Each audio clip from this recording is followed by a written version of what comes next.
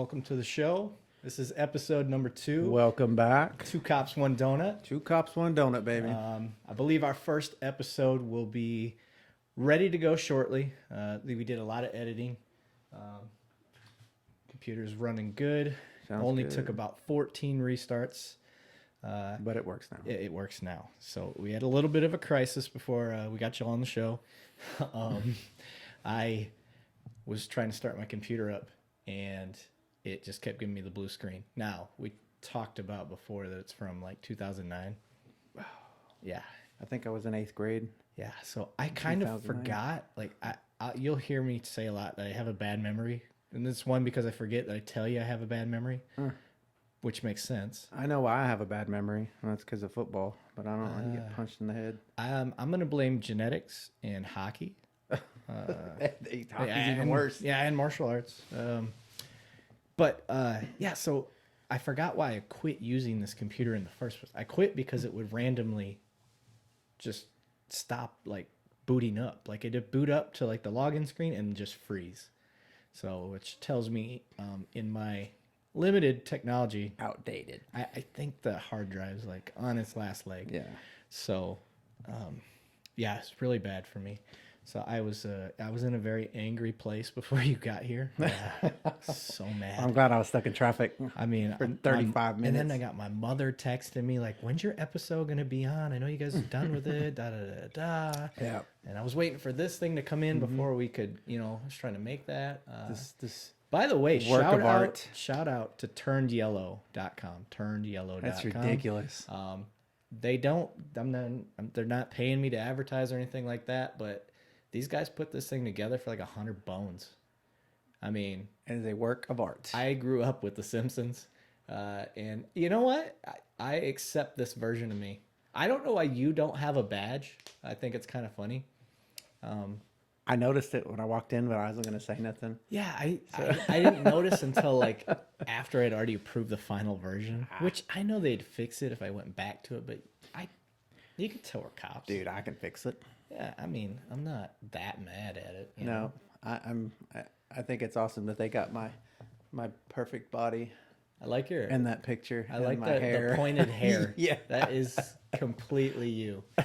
That's awesome. Yeah, dude, it's fun. Yeah. It's just fun. I think it's cool. And I grew up with The Simpsons. I love Chief Wiggum. Yeah. The funny Those are good. version. You have to like actually see this in person to appreciate it. Yeah. If you're just listening, it's please. We will have a YouTube channel. We will have Facebook, all the social media, Instagram, all the things. Snaps, Yeah. whatever, Tinder. Tinder. I don't know if that would work. I don't know. I haven't been in the dating game since high school. God. So I don't know. I don't think I've ever been in the dating game, bro. That makes sense.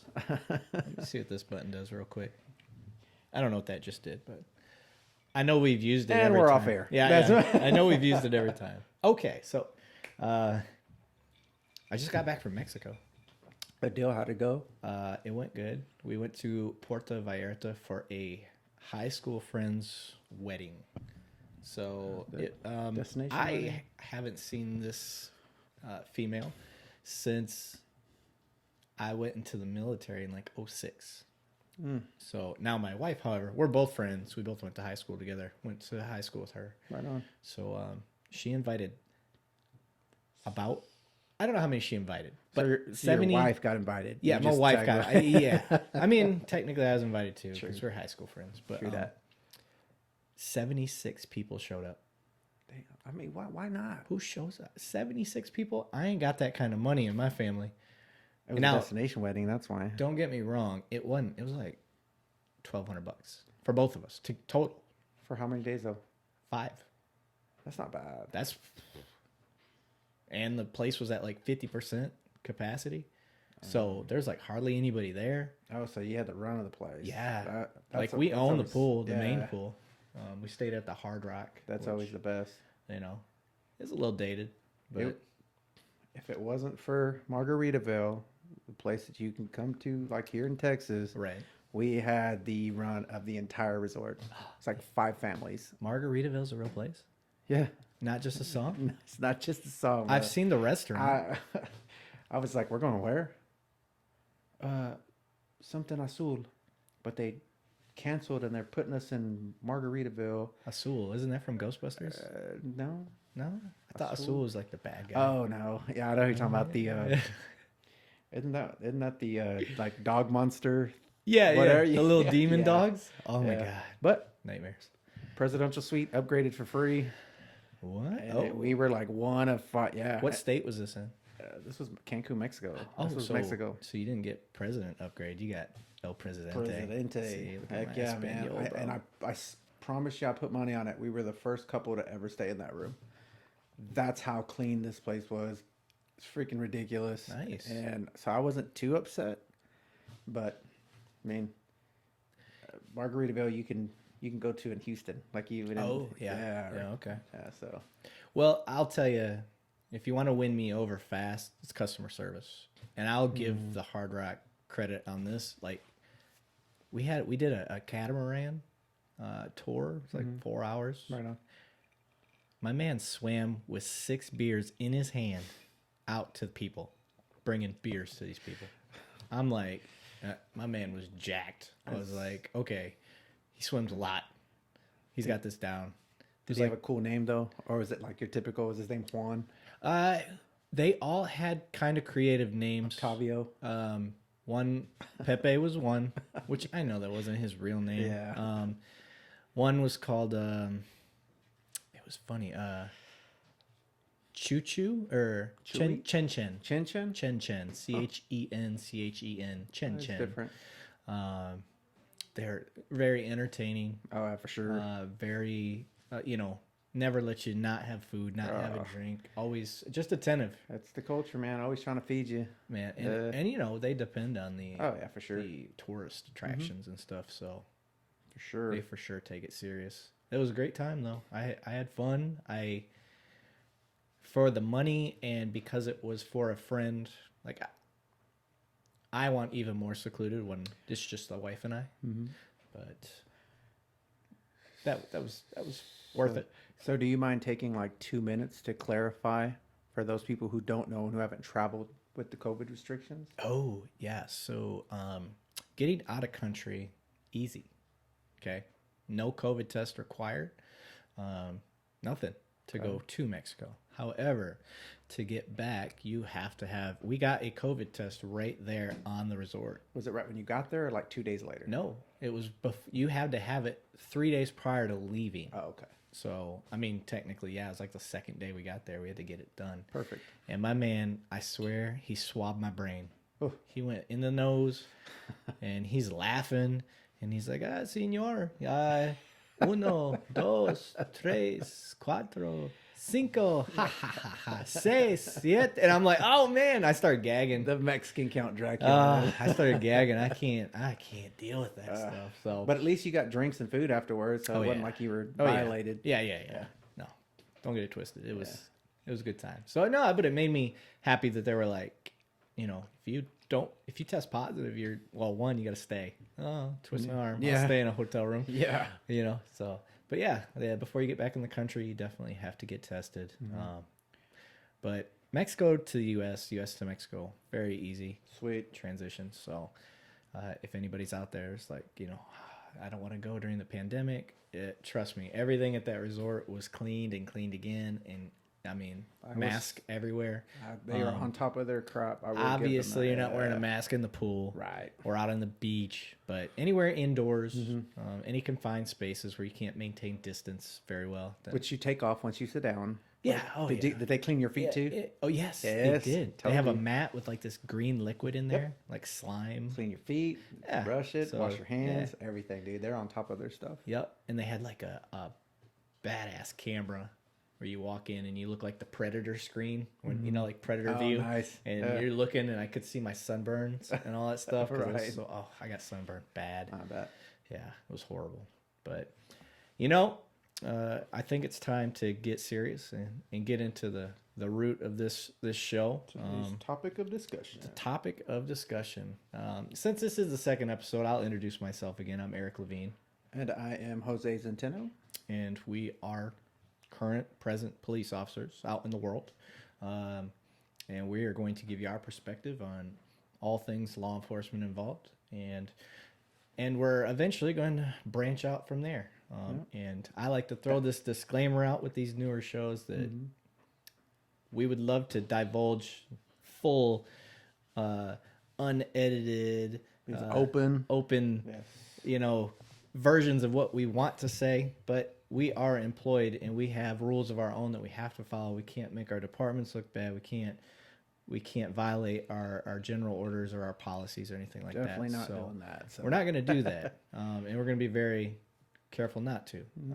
But at the same time, we can still give our perspective and just be tasteful and respectful of how we give it. And most importantly, just open as possible. Yes. So that people realize that we are humans too, and we do have families, and we do have... We're trying to bridge the gap with the communities out there. Yep. And have random discussions like we're having right now. Yeah. This really, this whole first part had nothing to do with police work. For hours. Yeah. So, all right. Today's topic, sir. Training. Yes. Training, yeah. So Very important. We talked about community policing. And I think that's a good transition into training. A very important part. So, training. What is it to citizens? What is it to other people? Now, I remember what it was like to be a citizen. I remember what it was like to not even like police, at one point. Training. Oh, we got to go sit in a meeting for 30 minutes. Right. Yeah. Yeah. So training, we're gonna try to primarily stick to just the academy today. Yeah. We'll get into the other training later, but whenever a cop gets in trouble, the root of the issue always comes back to training. And the biggest bulk of their training is the academy. Now, it varies all over the nation, but the content itself is generally the same. So, and what I mean by that is in, Snuffyville, Texas, it's 4 months for their academy. And then if you go to, let's say, Clevelandville, Arizona, I'm just making up cities, and they've got a 2.5-month program if you've got military time, which, let's face it, just because you're in the military doesn't mean you know how to be a cop. Necessarily be a cop, yeah. And then you go to a state police academy where it's like 6 to 7 months somewhere else. Would you say the bigger the city, the longer the academy? Yeah. I think so. In my experience, I don't want to say that's true for all, right?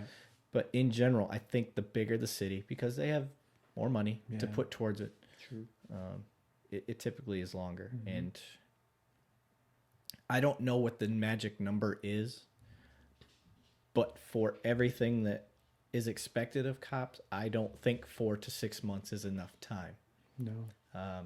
I've gone through a 4-month academy. I've gone through the military credit where you only go. I went to this academy for 6 weeks. How'd that work? Yeah. What did you learn in 6 weeks? I learned later in life that I didn't know a lot of shit. So...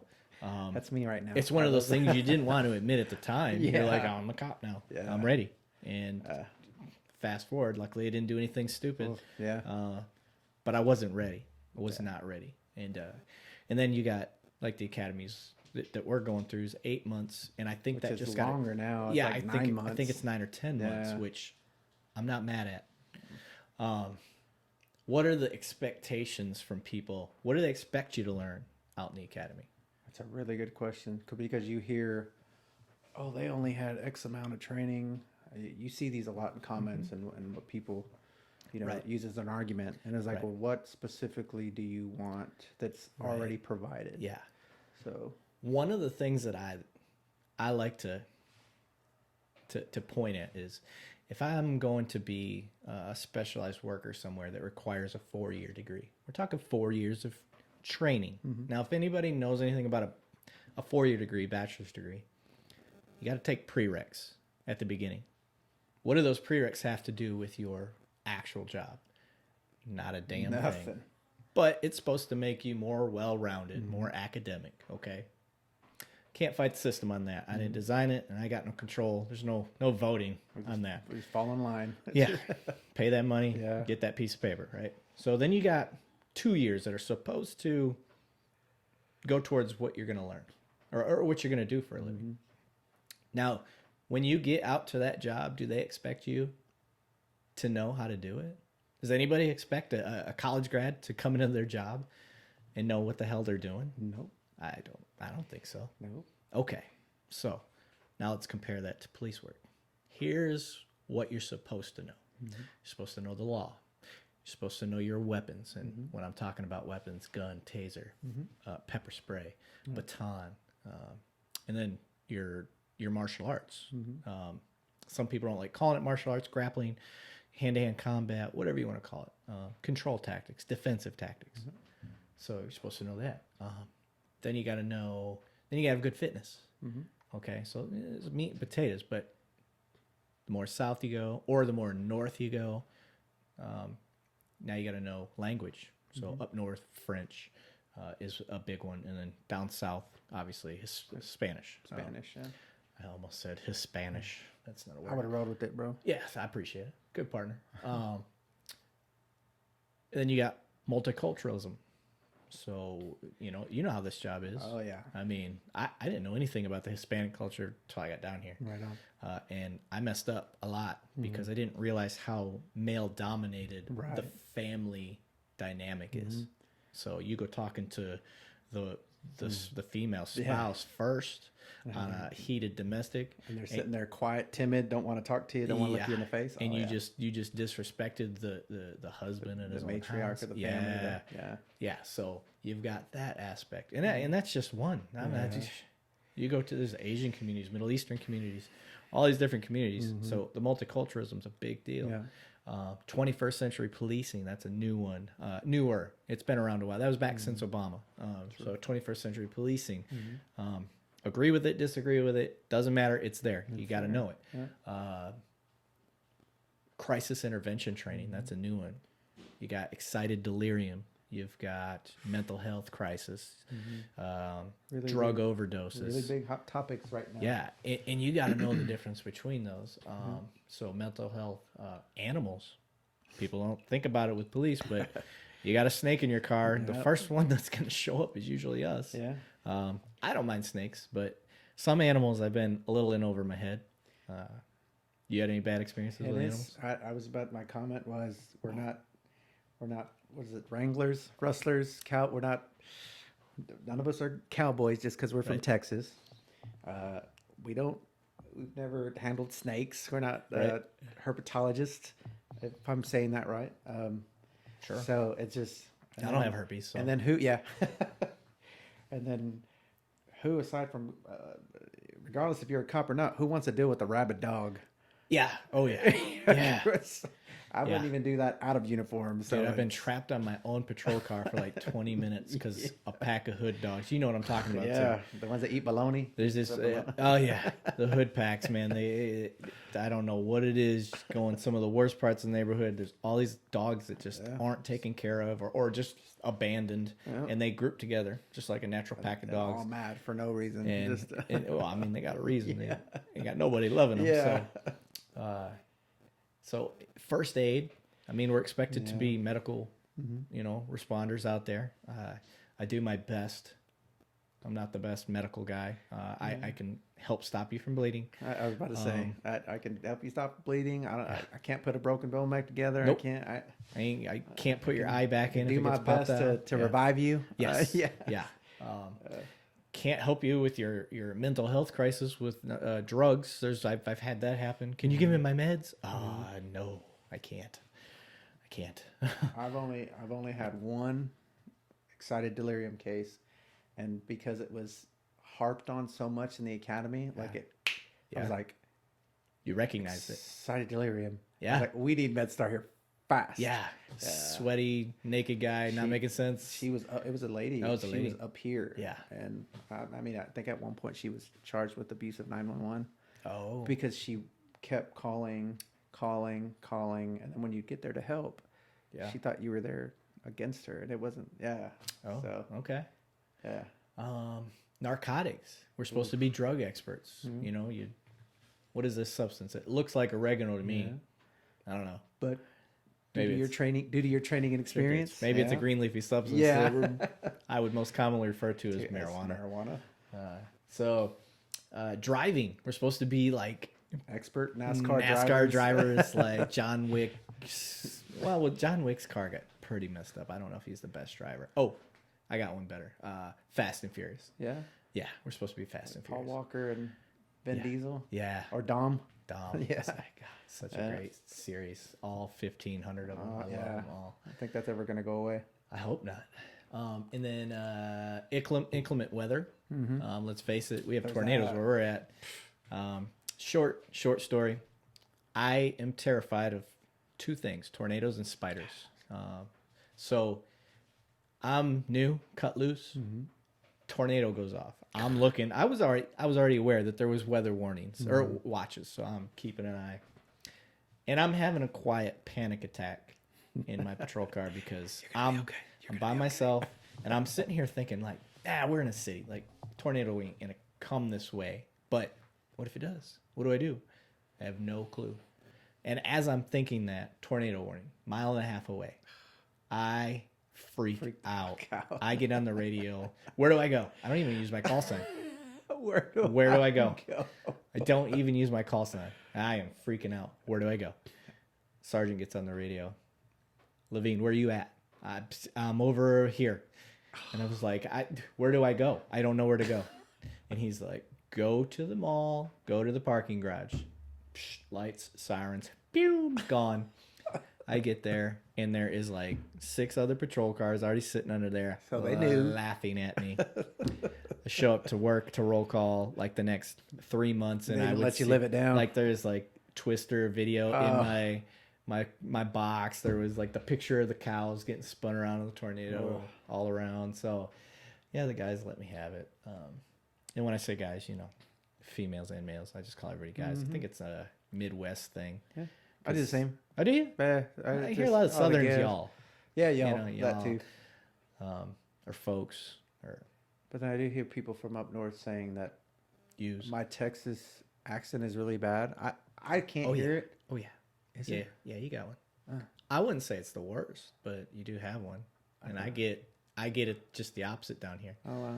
Because I say pop and I say hockey and whatever other weird milk. Like, I guess I pronounce milk with milk. But you know what? With an E. As kids, we used to say that. And we didn't really realize we were saying that until like people were making videos about it. Right. And I was like, damn, I actually did say it like that. But I can't drink milk because I'm lactose intolerant, and that's neither here nor there. Oh, okay. That's old age. My wife's that way too. Yeah, old age? Oh, yeah. I love milk. I can't do it, I drink man. it all the time, bro. Love it. So yeah, there are a whole bunch more things, and I was an academy instructor for 3 years. And I can tell you there's a lot of expectations from you to learn when you get out of the academy. So you got these expectations. Now, I want to break it down into, first off, paramilitary versus collegiate. Some people don't want their police being treated like military. They want it more like a college campus. However, you're a paramilitary organization because when shit hits the fan and riots happen, or if somebody fights me or somebody runs, we have to go into that act mode. And discussed that just yesterday. You got to be you got to be know both. what you signed up for it, and you got to be able to turn it on. Right. So you got to have that switch. Yeah. And it's hard. It's a hard balance because I want to give everybody the benefit of the doubt. Oh yeah, for sure. This ain't everybody, guys, but me personally, I don't want to arrest people because that's a lot of work. It's a pain in the butt. Yep. We said that last episode. You can beg people not to go to jail. I'm not being lazy. If you got to go to jail, you got to go to jail. Yeah. But if I'm in that discretionary zone, yeah, and I can be as discretionary as I feel necessary, I'm going to use discretion. Yep. I'm going to try to be as creative as I can to let's talk, let's discuss, let's figure out a solution that works for both of us. Yep. And let's get the F out of here. However, I will do that work if I need to. Yeah. The work I'm currently doing is very, very, we're arresting 2-4 people a week. It's just the nature of the beast. Patrol, though, is different. Patrol is different. So you got to have that paramilitary side, and then the collegiate side. So then the balance is how tough do you want your academy to be? Now, to me, collegiate is when you're testing, it's multiple choice, it's fill in the blank, it's true or false, it's story problems, it's scenario based.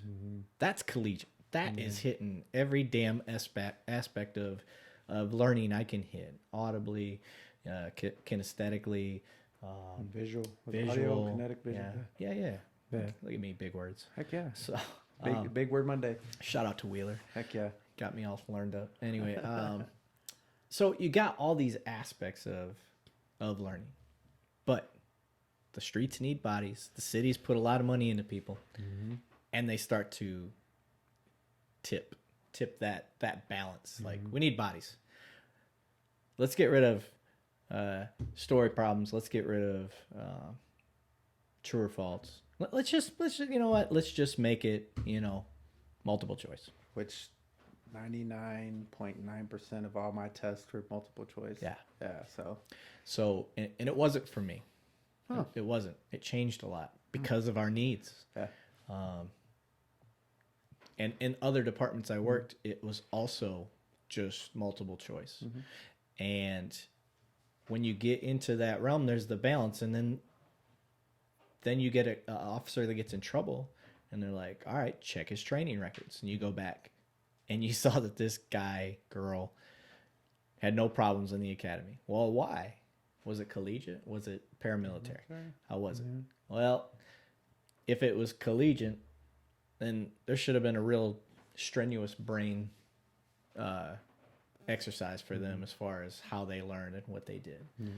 But then you also have the paramilitary side that gets rid of a lot of people too because of how stressful it is.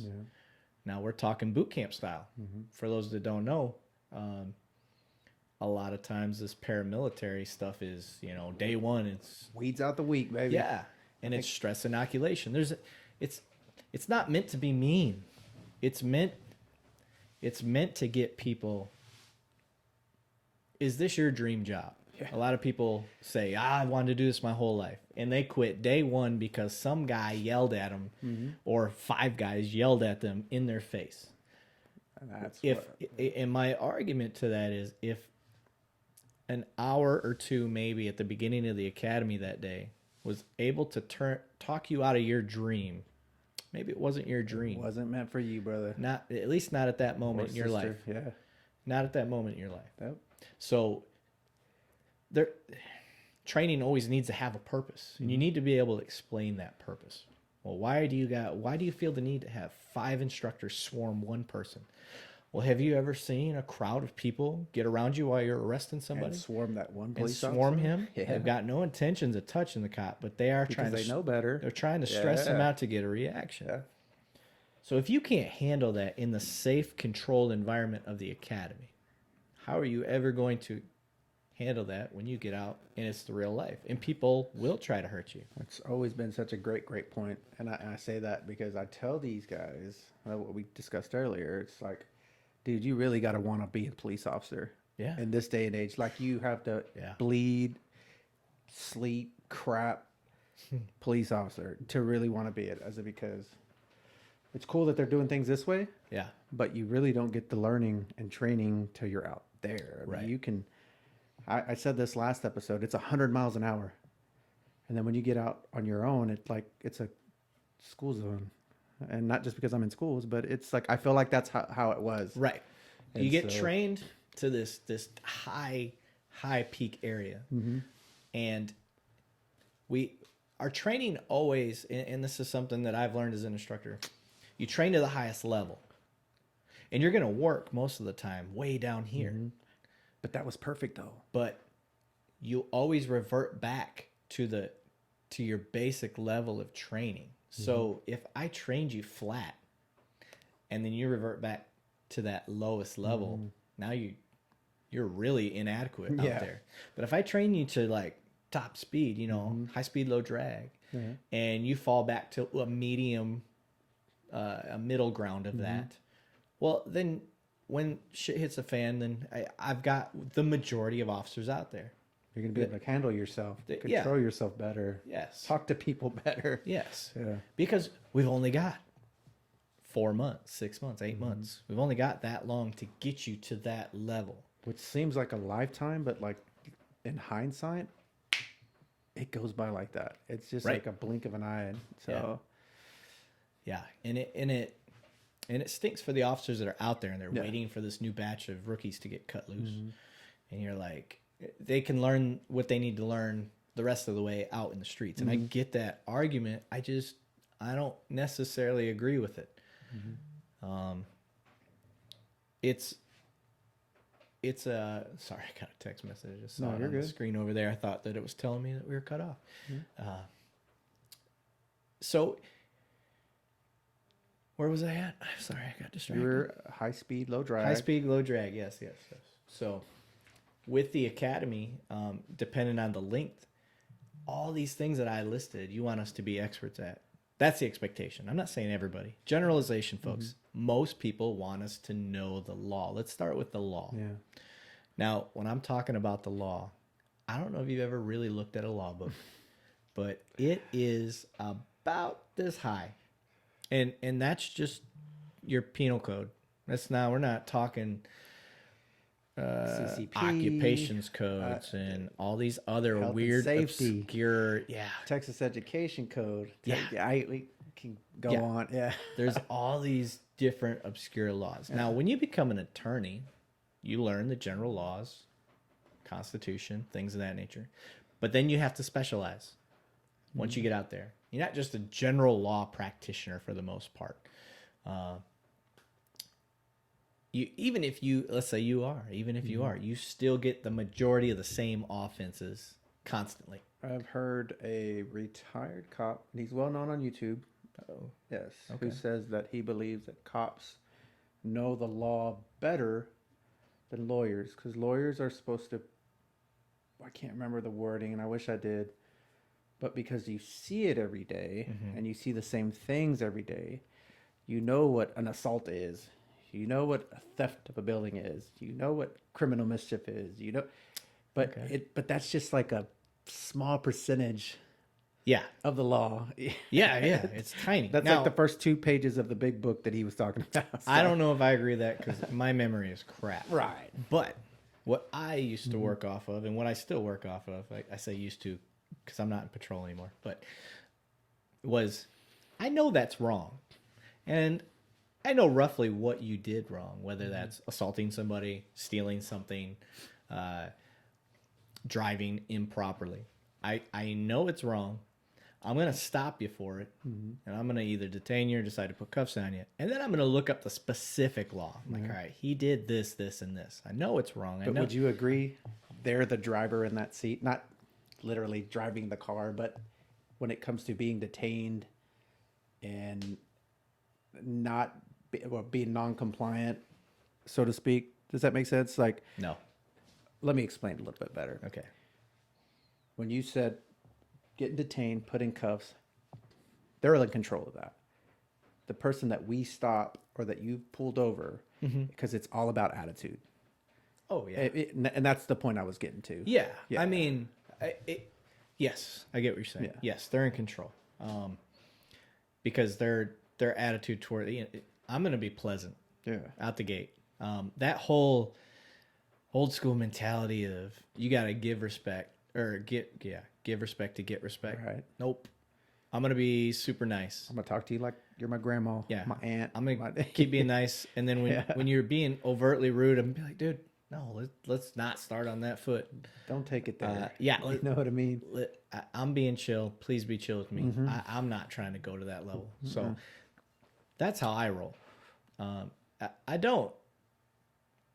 not saying I don't understand that, you got to give respect to get respect type thing. I just know I'm not always thinking clearly during a stressful situation. And I think anytime you get pulled over, I still, to this day, tell me if you do the same thing. I still, to this day, I drive by on the freeway. I see a state trooper there. I'm like, oh, butthole puckers up. Right? You're like, dang it. I look down. I'm like, oh, I had it on cruise. What am I freaking out about anyway? Those guys are intimidating, though. I know. That's that old Smokey the Bear hat. I guess so. And then, like their sleeves are custom Everything's tailored and yeah, like a football uniform. yeah. And they're always 6'9". Yeah. Like, why are they so big? Yes. I told you the story about Main Street Bridge, right? Whenever all the bikers came through. I don't remember that one. So I don't have a good memory. yeah. So I can't remember which biker gang it was, but it was all over our systems. Hey, so we had state troopers out there, we had our surrounding police officers out there, and in the middle of the fucking rain, we're standing there with our, just right, and this fucking state trooper, 10 feet tall, is walking everybody down, and I'm like, wait, shit, I'm in uniform too. What the hell? Right? He's like, look ridiculous, Command man. presence. Yeah. Command like, presence. Holy he's like walking in the rain, downpour. I was like, shit, man. Gangster. Yeah, straight up. Huh. No, Yeah. I don't remember that. But we tell people, if you look the part and act the part, it works. Even if you're not the greatest cop. If you could be one of the best cops in the world, you come in looking like a duffel bag, and people are going to disrespect you because they'll eat that up. Yeah. Yep. So appearance makes Everything. a big difference. But you need to understand that as a police officer too. Like, when you show up, you automatically are causing a Stress to some spike. sort of stressor, whether it's good, bad, or indifferent. I preach that a lot too. I was like, just your uniform alone, and maybe your hair fixed a little bit, jokingly, of course. You walking in with that uniform on causes stress levels to rise, regardless if they've done anything or not. Yeah. And so it's up to you. I think, this is my personal opinion, because I do this on all and any calls that I've been on. It's like, it is up to me to drop those stress levels. Hey, man, I'm here to help. You guys called. What's up? Hey, come talk to me. Yep. It ain't barking and pointing and making it worse. Not unless it has to be done. Yeah, and exactly. And that's going to be a subjective thing. Always. If you're good at reading rooms, reading people, then it's easier for you. Yeah. And it doesn't mean it works 100% of the time anyway. No. Sometimes you yell at somebody and they get defensive right away. And then you got to change it up. Because if you don't and you double down. Yeah, then they called your bluff or something. Right. I've been there with a trainer. I won't name any names, but I called his bluff, and I was just like, now what? Not look what you got us into. Yeah. Yeah. So, let me wrangle it back around. The law, knowing the law. The law is huge. Okay. Attorneys themselves have to specialize. So when you get an officer out there and you want him to know every single law and he should know it by heart, that's not realistic. It's not. And if that's your expectations of cops, well, then you need to appeal to your city council, whoever it is, because it takes attorneys, 5 years? I don't know how long a law degree is, but it's a lot of time because attorneys have to go to school for a long time. Very long just time. for the law. Yeah. Now, I mentioned that whole list of stuff. The law is a small portion of that. Yeah. So the reality of knowing all those laws it's just not, it's not realistic. So I hope that if people learn anything from this little tidbit of the academy life and learning the laws, you really get harped on and it beat over your head of knowing the laws you deal with a lot. Traffic codes and theft ladders. I didn't even think about traffic codes. Right. Yeah. So, jeez. Like, you have to stop prior to the sidewalk before driving out onto the roadway. So that's a little one, guys. If a cop pulls you over and you're like, it's BS, I didn't do anything. Well, did you stop prior to the sidewalk? It's a tool to be able to pull someone over. I'm not saying it's used on everybody, but if you're suspected of some shady stuff that's a little bit harder than some minor traffic violation. It's little minor things that are going to get you. Yeah, it's little minor things that are going to start getting that job done. So let's move on. So we got the law. Now what's another big one that people expect you to be the grandmaster of, and it's just not reality. But I'll explain why and kind of get into it. Guns, taser, pepper spray, baton and your control tactics, defensive tactics, martial arts, whatever you want to call it. The unrealistic expectancy of you should have grabbed the knife out of their hand. You're right. Yes, folks, a knife is a deadly weapon. Yes. Being stabbed kills way more people each year. Yeah. Than any gun does. And I don't know if you've ever tried to grab a knife out of somebody's hand, but no, I can't say that it's there's easy. an old saying: "Fade the blade." Fade the blade. That means get distance. I want as much distance between you and that person with the damn blade. I had a guy that had a, what do you call it? Like the big thing that you use to flip burgers. It's like the 2-prong. Oh yeah, It's like a it's that big it's like a giant thing. fork. Mm-hmm. And he come running after me with that. Now I got lucky. I had at least 3 driveways between us. And what did I do? I turned and ran the other way. Mm-hmm. Because I was like, you got to catch me. There's nobody else out here. I turned and ran until I had enough time to draw a weapon and get some cover and start addressing him. Mm-hmm. Now, he got winded before he even, he didn't have much in him. Right. He's a big boy. Mm-hmm. So he was having a mental health crisis. But I turned, I got my weapon out, draw it on him, and waited for my backup to get there. And was able to talk the guy out of his situation till we could get him some help. He ended up getting mental health apt, and that's the route that we took with that. It doesn't mean every cop has that advantage. Right. That's the advantage I had in that one particular that was the opportunity situation. You had at that time, and you took it. So. Yeah. Oh yeah. The body cam footage was wonderful because you just hear me go, "What is? Oh shit!" And I just turn and start running. I was like, "Don't fall! Don't fall! Don't fall!" But I knew I had him. Right. You knew you were gonna catch. He's like I said, big boy. Big boy. So so you got the gun, you got the taser, but we'll start with the gun, the firearm. If you go to an academy that's 4 months, how much time do you expect your police officers to spend shooting? Just from what I know, we took a month alone just to get trained properly on your duty issued weapon, to test a full month on top of taking 2 tests a week. So I can't imagine the shorter academy and using a whole month for that. Right. So that's hard. Money's a big deal. Yeah. Now, I think we maybe went through 500 rounds at one of the academies I went to. Wow. Maybe 1,000 at the other one. And then I believe at the one you and I attended, at least 5,000. Okay. That's a lot. That's a big difference. Now, can every police department afford that? Mm-hmm. Yeah. There's an ammo shortage right now. Yeah. So I imagine that cost has gone up significantly since the last time you or I did it. So money, amount of students. How many students do you have versus how many instructors do you have? Mm-hmm. So how much one-on-one time are you getting if you're a problem? Mm-hmm. How much one-on-one time are you getting if you're just okay?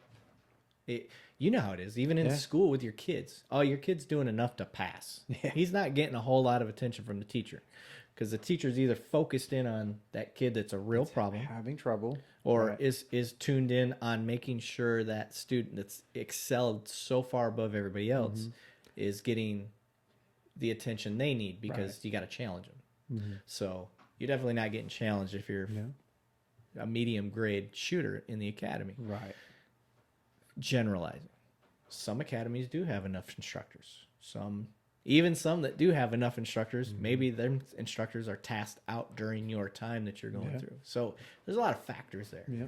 So the point I'm trying to make is there's a lot of different variables that go into shooting. So, and I would agree, if you're going to put a lot of time into something, I would rather you put more time into your shooting with a firearm than you do with a baton. Mm-hmm. I was asked one time about a situation, and I won't give any specifics, and for good reason. And I will say the one thing they harped on you heard it at least 100 times a day, is do not put your finger on that trigger. Yes. Ever. Yes. For whatever reason, they harped on that. Yep. So it's almost, they harped on it so much that you had to break yourself just to shoot a target. Right. And so that was the only opinion I gave, and I left it at that. I was like, you don't ever want to be put in a situation like that, ever. No one ever, civilian or not, someone breaking into your house. I pray that nobody ever has to be put in a situation where they have to shoot at anything living. And so that's all I'll say about that. I think I got my point across. I've been lucky. Haven't had to shoot at anything living. Had close calls, but fortunately, nothing that I've had to use my firearm on. So,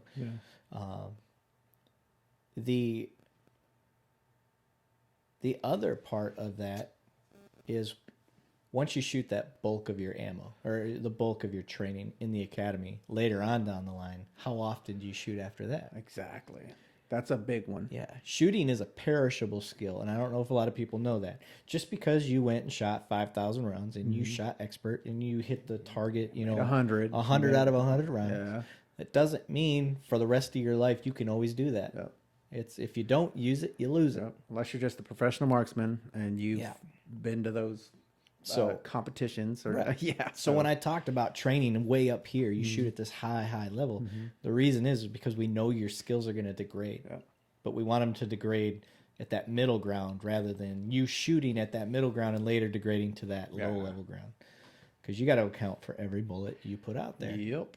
And that's a big deal. And funny you mentioned the not putting your booger finger on the booger hook on the something. Yeah, what is it? I didn't even try don't put your booger finger on the bang switch. That's something what it like is. that. Yeah, military thing. When we're learning I didn't that. even want to try to butcher that. But Even though I was first in the came Air to my Force, mind. we still shoot guns. People don't believe it. So, don't put your booger finger on the bang switch. For people out there that aren't in this police life, or maybe they just don't have the training, they're not familiar with firearms, or they're trying to get comfortable with them. I want you to watch any TV show. If you want to put any credibility to the reality of that TV show, you just watch your cops. Watch, what's that? Blues Bloods. Yeah. Blue Bloods? Blue Bloods, Yes. yeah, with Tom Selleck. Yes. That man's a saint. Anyway. His mustache is a saint. Oh, man. Just want to nestle up in it. Go to sleep. Yeah. So much wisdom in that mustache.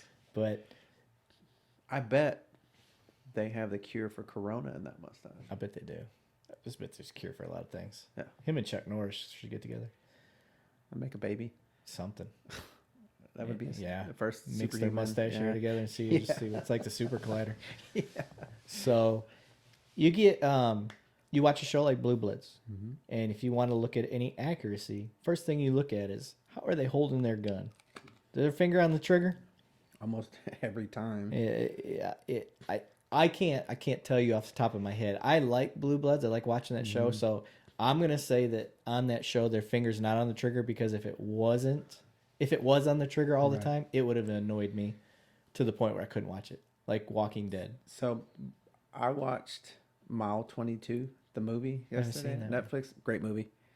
And every time they drew, the freaking finger was on the. And I noticed that, and I'm not a big gun fanatic. I'm not. It's just it stuck out. I was like, ugh. I'm like the wannabe gun fanatic. I buy guns. I just don't shoot them that often. I don't. Yeah. This one here, for instance, which is ridiculous. You're always going to see me changing the way this looks, just to give different looks. This one particular weapon is my Boba Fett blaster. You might not be able to see it on camera, but the grip is all laser engraved with Boba Fett, and it's ridiculous. You can see his likeness on there. So if you guys can see it, just zoom in on it. Yeah, it's ridiculous. The story behind this gun, it was my grandfather's gun. He passed away, and it was a 40 cal, and I don't shoot 40 cals. I like 9 mils. Smith & Wesson? That's a Glock, believe it or not. So I turned a Glock 23 into a Glock 17, basically. Okay. Turned it into a 9 mil, and now it's something I do enjoy shooting and like to have. It's currently not loaded. obviously, if you're familiar with weapons. But if you're not, I just want you to know it's not loaded. It's just there to look pretty and be a little Star Wars. What's the word? Ambiance. Yeah, a little more Star Wars ambiance in there. Yeah. So, anyway, where was I going with that? Amount of ammo, money, Yeah. number of students. Oh, perishable skill. Yeah. So, shooting's a perishable skill. So let's move on from weapons. I think that's an obvious thing that it's an expectation. You should be good at shooting, Right. because if you do ever have to shoot somebody, we don't want to accidentally shoot other people. Yeah. So now taser. So taser training. I don't know how long everybody out there trains, but I would say 2 weeks enough. Is 2 weeks enough for a taser? What's your opinion? It may seem like 2 weeks, but then with the officer survival scenarios, and I kind of feel like it goes on for about a month. Right. Well, but actual like in class, right. I think so, because Right. it's, I mean, you're turning it on and it's a Right. trigger, or you're doing a dry stun, and how many of those do you have to do before you're adequate at a taser? So it's not Right. I think, my opinion, I think 2 weeks is enough. Right. So Mixed in with I'm pepper glad you spray, brought up yeah. that you said it continues, and Yeah. I know where you're going with that. Right. So there's things called block training, and then there's progressive training or Right on. snowball effect training. Everybody's got different words for it, but so in block training, let's say you're going to practice handcuffing. You do handcuffing. Let's say it's a second week of your academy, Which is not fun, by the way. Yeah. So you do handcuffing for that week. And then you don't touch it again the rest of the academy, because that was the block for handcuffing. Right. And you don't touch it again because there's so many other things that you got to get to. And then there's progressive training, which means, let's say you start learning handcuffing in week 1. At the end of the academy, you're still handcuffing. Right. You're not learning it anymore, but you're still getting reps in. Right on. So the first academy I went to was block training. That was a 4-month one, 4 or 5 month, and you did block training. Right So and that was one of the problems I had was, yeah, you taught me how to handcuff like that first month.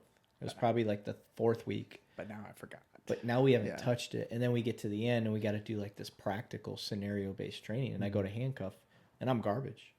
Like that skill went away so quick because I had to brain dump. I told you before I don't have the best memory, so I had to brain dump. So I'm not a big fan of block training personally. Maybe some people it works for memory issue guys like me. It doesn't work for me. I want reps and reps and Yeah. reps and reps and reps. And then you got the progressive style training where I like the idea of treating the academy like a progression of your police career. You get out there, your first thing is just kind of getting to know stuff. Here's feel this, for this, things, okay. yeah. Now let's say, oh, you had to arrest this guy. Okay, this guy was compliant, like 99% people are anyway. Yeah. He turned around for you, he put his arms out, you put the cuffs on, everything went smooth, and that was it. And then we're like, all right, well, what if he didn't? Right. What if he started to pull away a little bit? He ain't fighting you, but he pulled away a little bit. Now let's start training from there. Okay, he hit you. Ugh. Like he ain't just pulling away. Now it's kind of a fight. Like he hit you, but he's still trying to run. Right. Okay, now let's go from there. So then, okay, he hit you and he means to hurt you. He ain't just turning and running. He's trying to do some damage. He's intentionally trying to. Yeah. Hurt you at this so now point, let's go into that. So that's how the training goes in the academy for a good progressive school.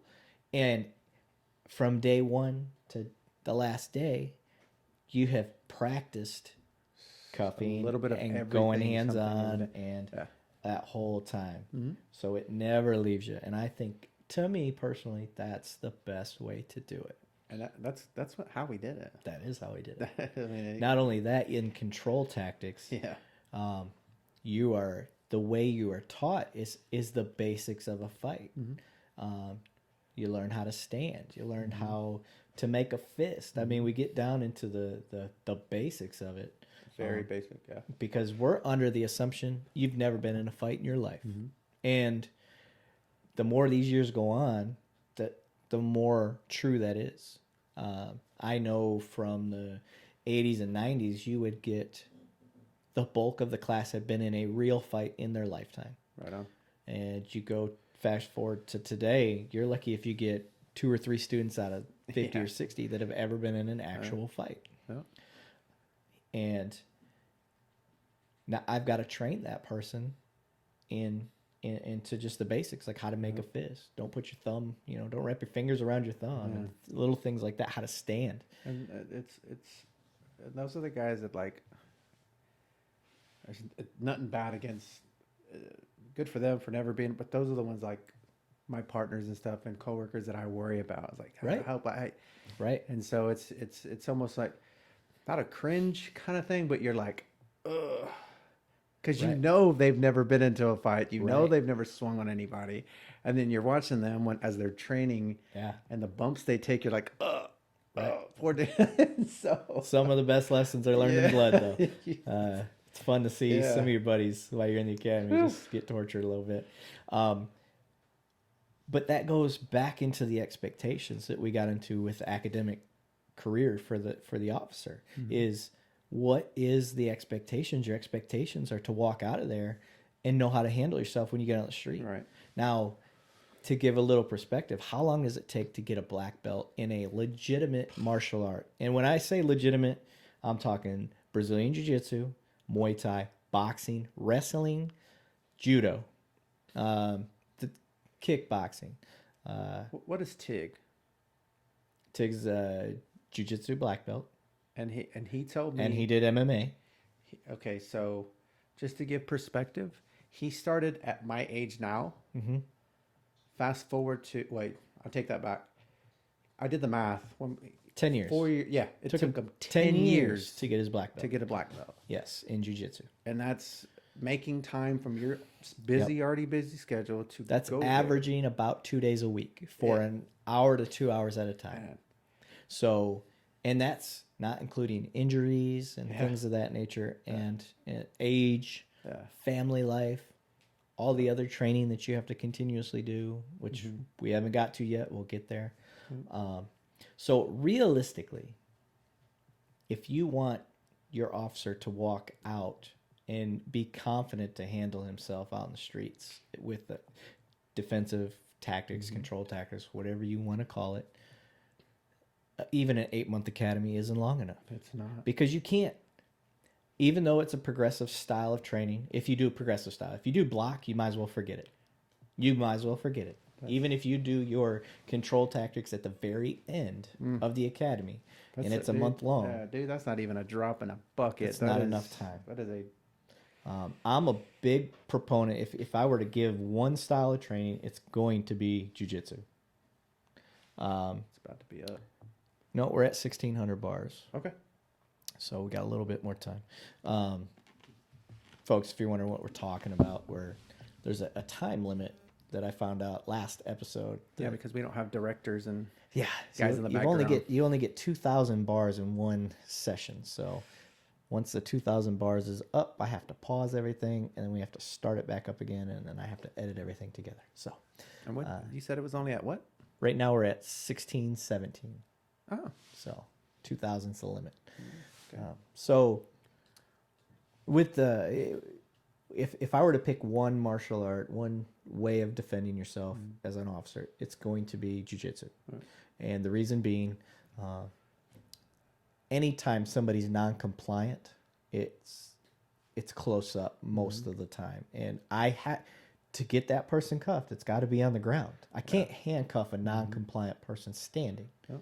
It's just not realistic. It's not going to happen. I don't care what martial arts movie you watched. I've seen Jackie Chan do it. Yep. So, but that's not. What do they say? Most of these fights end up on the freaking ground. On the ground.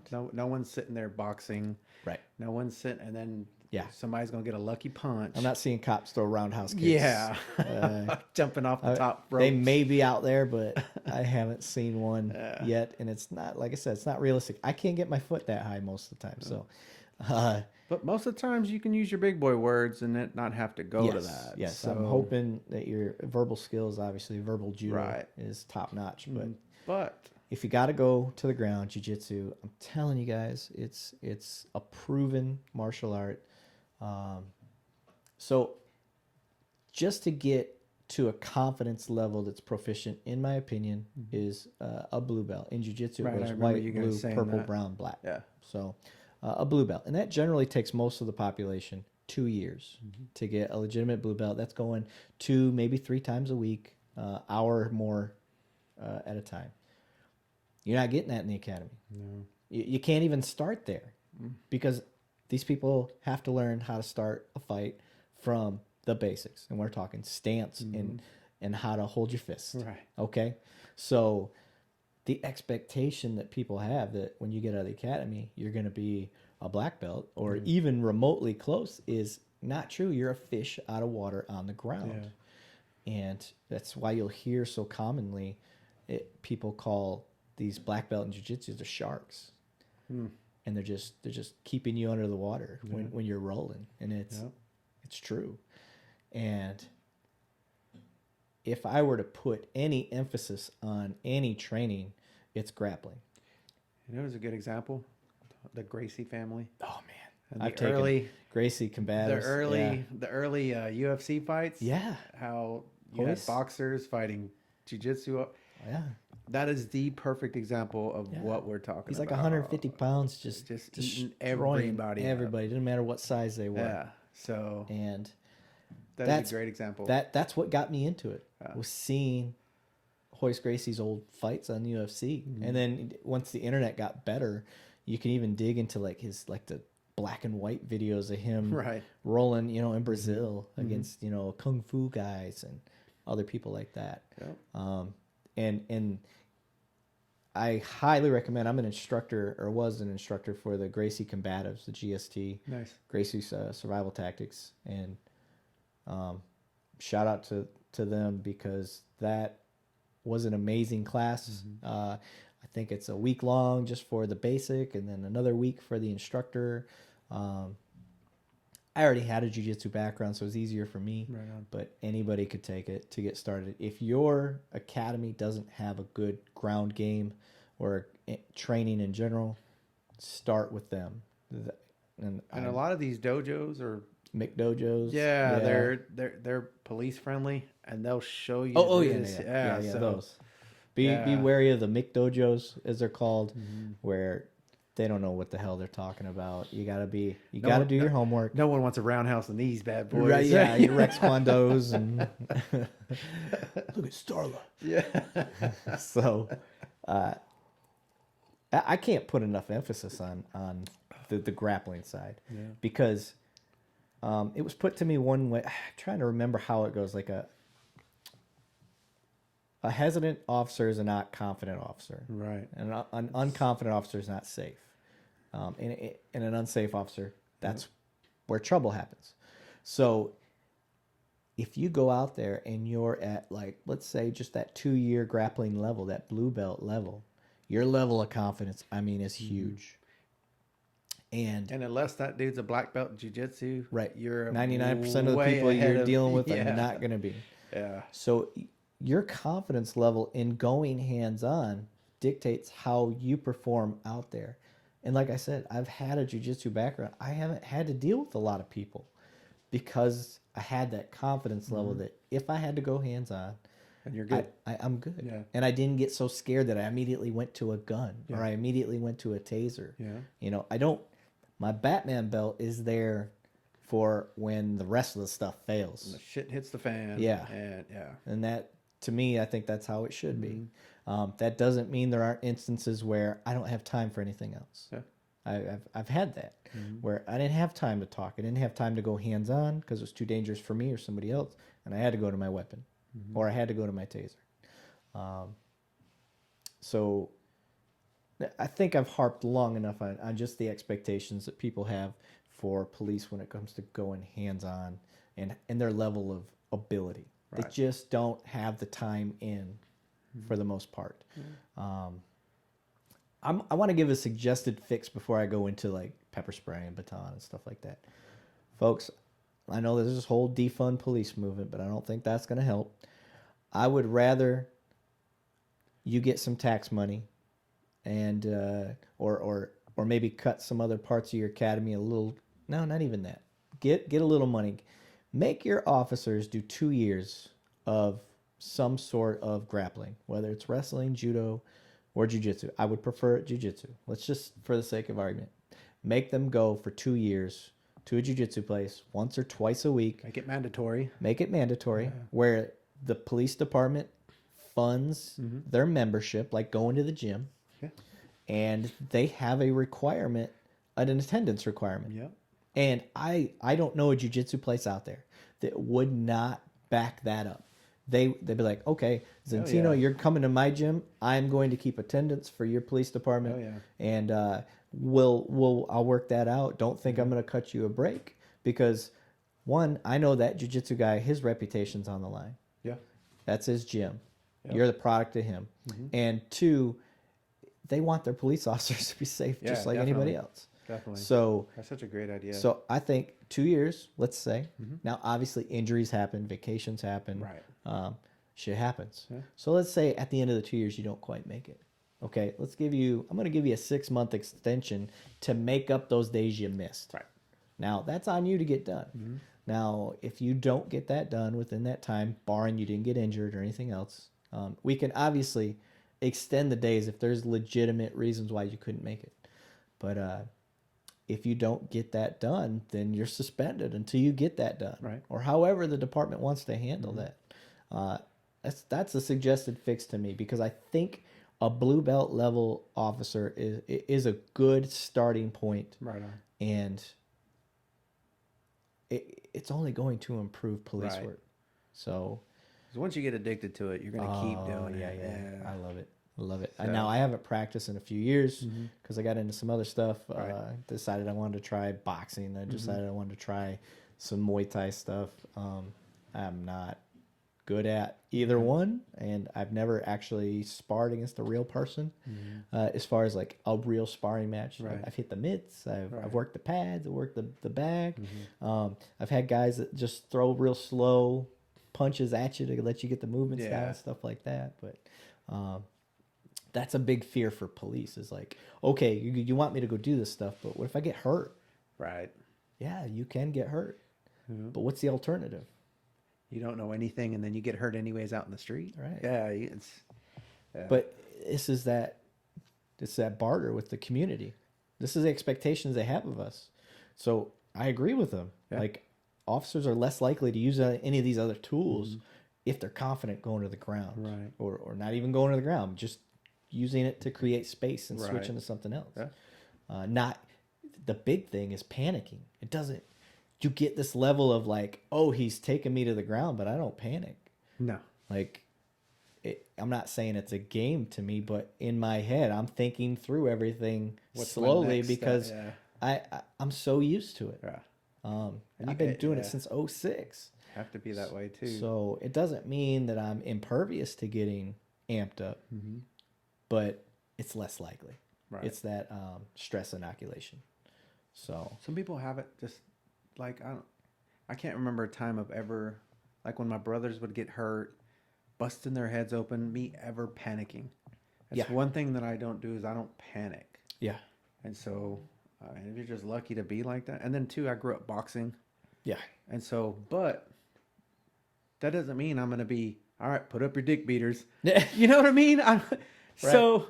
because 99%. Yeah, I'm not squaring up with some guy out in the street. Yeah, put your dukes up, bro. Yeah, it's like, not that it hasn't ever been challenged to me. Yeah, so it's take just that badge off, take your belt off. Oh God, I don't. Those dudes, like, dude, this ain't end of watch. Like, I know. That's not real. Well, I take that back. I saw a video of an officer that tried to do that. So and for what did he keep his job? No, nobody. They went, like, the person that tells you to take off that. Yeah, that's a small victory. I think he was a juvenile too. Yeah, like he was like 16 or 17. Like, he was real close to being an adult. I'm just like, dude, I'm not losing my job over you. Right. You know what? You're right. I'm a piece of shit without this badge. Right. Whatever. Yeah, okay. Whatever. I'm not losing my job. Right. So, but, Yep. and to add, like, and I've said this last episode, a big chunk of officers are like that. Not everybody's a robot, and I'll always say this. Yeah. Not everybody's a robot. People do actually know how to talk to people.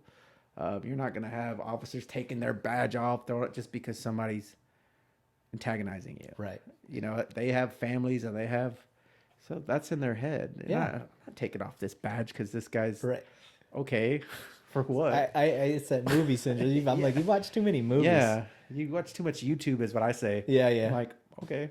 Yeah. The problem is there are some YouTube videos of Yeah. Oh, cops doing that dumb stuff. So, but the point of that stress inoculation, I think, is the biggest part of all of this, and not getting caught up. Now, I don't want to get wrapped up in the current videos and stuff that's been out there. Right. We'll get to those things eventually, but right now, we'll just stick to the training and the academy topic right now that we're on. We're actually coming up to the end of these bars. Okay. I think we're at like 12:55 right now, so I'm gonna pause. Okay, so we restarted, guys. Our second portion, I guess you could say. And we had just finished talking about control tactics and the expectations that people have of people in the academy and what they should have when they get out to the streets versus the reality of it. And then kind of went down the rabbit hole of how to fix it. Now, I don't think it was a fix everything, but it's definitely a start. And the same could be said for weapons. There's more than just going and shooting a paper target. Yeah. I think simunitions training is a big thing. Oh, yeah. If anybody out there doesn't know what a simunitions round is, it's like a little bullet. It looks like a bullet, but it shoots a piece of plastic and paint. Not as painful as a paintball, though. Or would you think it's about the same? I think they're both painful. It just depends on what you have your settings on. I was shot in the knuckle, and that kind of hurt. Yeah, because I played paintball as a teenager growing up and stuff in Michigan, and I can tell you in the cold, especially if you get hit by a paintball, it hurts. And then the simunitions rounds, or even the airsoft rounds, those hurt. Yeah. So that pain gets your stress level up, and you don't want to get shot. That's for sure. And only because I'm thinking about it, one thing that people don't think about anytime they see a cop shoot more than once, when you go and you shoot at the range, you can see what you've shot. You can see the holes that you put into a paper target. Yeah. When you shoot somebody for real, you don't see anything for the most part, unless you shoot them in the face. Which God forbid you don't. Right. But if they're wearing clothes, coats, whatever it is, you may see the fabric tug a little bit, but you can't tell that person shot. So you don't know if you hit the target or if you didn't. And the only thing that you can really go based off of is what the person that you shot does. And it takes time for the brain to see that. You understand what you're seeing versus your instinct, your adrenaline, all that stuff. So that's reality versus some of the expectation. A lot of people talk, well, we shot him so many times, and one thing that I never hear anybody say is like, you don't see the bullets going in. Right. I mean, I'm not that, I don't got matrix vision, so it's just reality. So we've gotten into that. There's two other weapons that are left that are considered less lethal, and that's your pepper spray and your baton. So with pepper spray, your training can be lengthy. 2 weeks, to me personally, let's say it's 2 weeks long, seems excessive for something that all I have to do is flip a little switch and spray somebody in the face. The proper way? Yeah. Block the overspray. Yeah. So let's just say it took a week to train that. I'm going to get even less. Let's say 5 days. Let's say you took 5, 1 to 2 hour days of training somebody how to use pepper spray. Mm. I think that would be, I would rather you took, if it's 2 weeks that you trained pepper spray normally, you took that week off and you gave that week to ground fighting, control tactics, or more time on your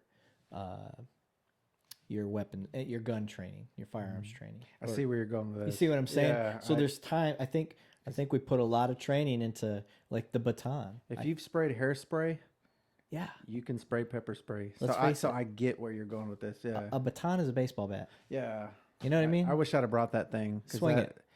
That is, I tell people this all the time. I could not imagine hitting anybody with my build, swinging that thing, Right. and hitting somebody. I just couldn't. Like, I honestly don't know why I have it on my belt, but In all my time, I've never touched a person swinging that thing with a baton.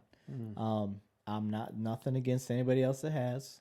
I just have never found the opportunity or the reason to use it. Right. I've done it at a riot. I don't even want to call it a riot. Kind of an angry protest. an angry gathering. Yes, people were getting a little too close. We already had them out, and I just was like, "Please get back. Don't. Right. I don't want to have to push you with this. Definitely don't want to have to hit you with it."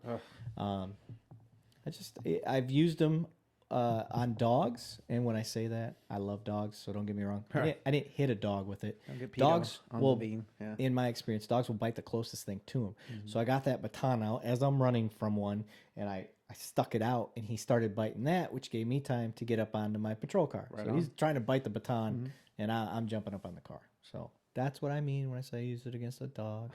And I've used it on doors and windows. Drunk guy in a car, had to break out the window.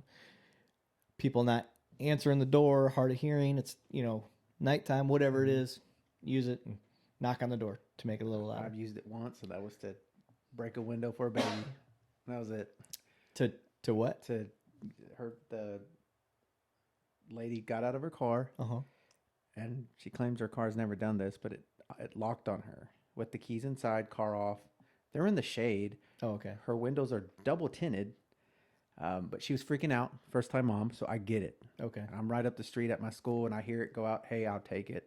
Okay. I end up having to use that big old bat, which it being that heavy, I still had trouble because it was double tint. Yeah. And so that's the only time. I'm glad that I'm using it. That thing is heavy. Yeah. So yeah. I mean, I don't prefer. I don't even have it on my equipment right now. It's in my bag. I don't carry it on my person. The one thing I don't carry is pepper spray. See, I like pepper spray. A lot of people hate it. And I'll tell you why. I can already guess why you don't like it. This is a major reason a lot of people don't like it. It's for whatever reason, anything with lime or lavender or whatever, it smells like pepper spray to me now. It's weird. That's weird. Yeah. I would much rather get pepper sprayed and gassed than tased. What? Because it didn't have any effect on me. So you guys, when you guys were the instructors, you guys told us the stories that sometimes there's the one dummy. Yeah, that doesn't has an effect. I'm that dummy. Oh. Yes. Really? Y'all didn't know that, and I wasn't gonna say that I was, but they sprayed me, and I'm just like, okay. I'm like in my head, shit, I'm that dummy. Oh man. And I was like, I better start jumping up and down or something. I felt a little pinch in the left of my. Probably from the grittiness, not even I got the caked. actual. Yeah, and I felt a little pinch. I was like, let's go. And dude, I was like, robot.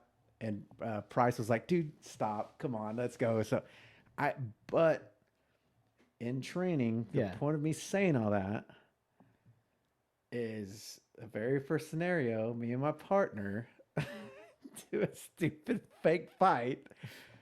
Stop, everybody stop. Goes to spray, and he's not looking, right into my face. It may have been you that called red. You're like, red. Like you tagged him like dead in the face. And I was like, don't get me wrong, it burns when you get it out. Like it's a really bad sunburn. And I didn't really care too much for that. But do I want to go through that again? Do I want to have it all over my clothes? Dude. Do I want to? All day long, I will take being tased. I will take a 5-second ride, which for those that don't know, taser will go off for 5 seconds. Got a safety fail on it, so it doesn't go longer than that. Another thing that I want to touch on with the taser, it doesn't knock you out, guys. It doesn't. It's not like the movies where it shows you go unconscious. When you get tased, it's 5 seconds of like flexing every muscle in your body as hard as you can. Cramp. Yeah. Times 1,000. But as soon as it lets go, it's instant relief and you're instantly recovered. The only outliers out there may be people with pacemakers and underlying conditions. Some weird underlying condition, which is very rare. Very rare, yeah. So, yeah, watch the movies. When you see these people getting tased and they're like, ugh, and they're out, like, that's not real. That's not how that works. You instantly recover. That's why it's so important while they're being tased that your support officers get in there and get a hold of them and get their hands behind their back while they're locked up. Another big thing, the spontaneously combusting, depending on what you've... Right. If you're covered in gasoline, that could happen. Yeah. And there's some old pepper spray out there from like the 70s and 80s, I believe, that's flammable. Yeah. So if you're an officer that's never upgraded his equipment and has still been on the beat since the 70s, you may want to get that checked because that flammable stuff with tasers is dangerous. Now, tasing people around a gas pump, never suggested. That could be a bad time for everybody. It's something you never think about until it's actually brought to you. You're like, damn, I didn't really think about that. Yeah. Shit. Yeah. But yeah, with pepper spray and baton, like I said, I'm a big proponent of pepper spray. I like it. You just have to be very cognizant of where the wind is going because I've been there when your partner sprays and he wasn't paying attention. You get the backdraft or whatever. Folks, generally speaking, when you use pepper spray, everybody gets it. Yeah. And what I mean by that is I don't spray everybody that's in the area. I mean, I spray in my person that I'm trying to spray, but we all get it. Yeah. That's why it's important for officers to be exposed to it, know what it's like, and know how to fight through it. Yeah. Because it sucks. It sucks for me anyway. Not a big fan. My little mini panic attack before all that was the part where you could, because I've been places where they spray it in the room. Yeah. And you get that tickle and cough. And you're like, oh my God. Yeah. And then being diagnosed with sports-induced asthma, like I had trouble breathing, I guess. Oh. And so that was my only... You're bad at sports. Yeah. That was my only concern going there. And then when I get caked on and nothing's happening, I'm like, motherfucker. Yeah. God. Yeah, you turn into an Oompa Loompa. Like, geez. If anybody's ever seen somebody get sprayed with at least the pepper spray that I've seen from Sabre, I think that's the company, Sabre, and when you spray somebody, it's orange. I mean, it just turns them orange. It's cake. Yeah. Paints. I'm a big fan of cone. There's a gel, and then there's stream. Stream is very narrow. Supposed to limit the exposure of everybody else in the area, but you have to be very finite with your aim. Right on. So like silly string almost? Yeah, it almost comes out like silly string. And the gel is slow. It takes a minute for it to react. It's really got to get rubbed in there. But the cone it's just a nice, I don't know. Just depends on how close you are. But that cone it gets your whole face. It's like it was engineered to fit your face perfectly. Yeah. Because it's just like, yeah. And you're like, fuck. Yeah. Oh, it's bad. And it was like cool that day for us. The wind was good. Oh, at least it was a cool breeze. It wasn't hot, so yes. So I've seen hundreds and hundreds of recruits get sprayed with pepper spray. I will still stand by the best things to help get that crap out is baby shampoo, like Johnson & Johnson's baby shampoo, and milk. Get milk. I don't know what it is. Whole milk, whatever you want. I don't care. Just get milk. Somebody handed me milk. And it wasn't affecting me anyways, but it was soothing. Like the milk was instant. It's like an aloe for your eyes. Yeah, it was instant. And then it wasn't until I got into the shower when I was like, holy hell, why is it burning everything? Yeah, burning everything. Yeah. It's a gift that keeps on giving. It's about a 45-minute pain fest. But I slept like a baby. Well, that's good. Later on that day. It's like, At least you did. it's worn out. I didn't. So anyway, yeah, milk and Johnson and Johnson. That is the key to relief. Now, I personally, I put it in a spray bottle Right on. because Smart. if you got a gallon jug and you're pouring it like I said, it's 45 minutes of constantly treating yourself. So if you use that spray bottle, it lasts a lot longer. It's a lot more controlled. Obviously, take it off a stream, make it spray so you don't shoot your eye out. But yeah, milk's a big fan of milk. Maybe ice cream would work too. Give that cooling effect. 2 popsicles right in the eyeballs. As long as your milk's cold, I think it'll be fine. But yeah, so OC and pepper spray. The point, or OC is another word for it. Pepper spray and baton. That training, if we're going to cut stuff because we can't make our window of time bigger and we want to give more time to certain things, 2 weeks of ground fighting would be a good bonus. Just that alone would be a good bonus. And you want to get your guys comfortable. If I'm not mistaken, I think it was like they taught you the basics, and then you did all the shrimping and then you had this one day where it was just like balls to the wall. You went and picked somebody on the floor. Yeah, but it was never more than that. And how cool would it have been to have it focus just on that for a few weeks? Hey, we're gonna focus on this, which I'm sure it probably was, but because everything was just so, we were always moving forward. Right. So yeah, what the guys that I worked with, one of the things that we like to do is once we get you to a competent level with all of the moves, then we have you what's called slow roll or flow drills. I like calling them flow drills. So I'm like, all right, we're going to go step 1, 2, and 3. The bad guy just grabbed your gun. You get that wrist control, then you start doing your pin and roll techniques and stuff like that. So that's what it was. Yeah. It's a progression. Yes. And it was the first 10 minutes, and then you moved on to something else, to handcuffing. Right. And then later on, we will have everybody line up against the wall. That's the day I'm talking about. Yes. That was actually really fun. Yes. Yeah. And it's your only job. We put you in the position we want you in, and your only job is to reverse the position. Yeah. So if we're working on sweeps that day, I want your bad guy that you're going against, which is one of your classmates, their job is not to get rolled. Right. And your job is to roll them, because in real life, that's what's going to happen. Yeah. That person is not going to let you roll them. However, you both know what move's coming. Yeah. The bad guy doesn't necessarily know. Right. So if you can roll somebody that knows the move that's coming, right, then realistically, you're going to be that much better when you get out there rolling against somebody that doesn't. So, and my behind, I'm sitting there watching grappling and ground game videos before CQST just to get a leg up, man. Seriously, I watched, I was like, I know I'm going to get put in a rear naked, so let me practice how to get out of a rear naked. Shit worked. And yeah, you're so tired. Yeah. The pre-fatigue phase is critical. I went up against a big Polish bear, whoever that guy was, big. I can't remember who that would be. And I was so winded. And then they switched. I had a millisecond to breathe before Lopez jumped on me. Yeah. And I was like, you know what? I've never been put to sleep. I'm gonna let this dude put me to sleep. One, because I'm not going anywhere. Right. And they're not gonna let me die. So I was just like, okay, let's see what it feels like to go to sleep. I tried to get off my back. Lopez had me wrapped up so fast. Yeah.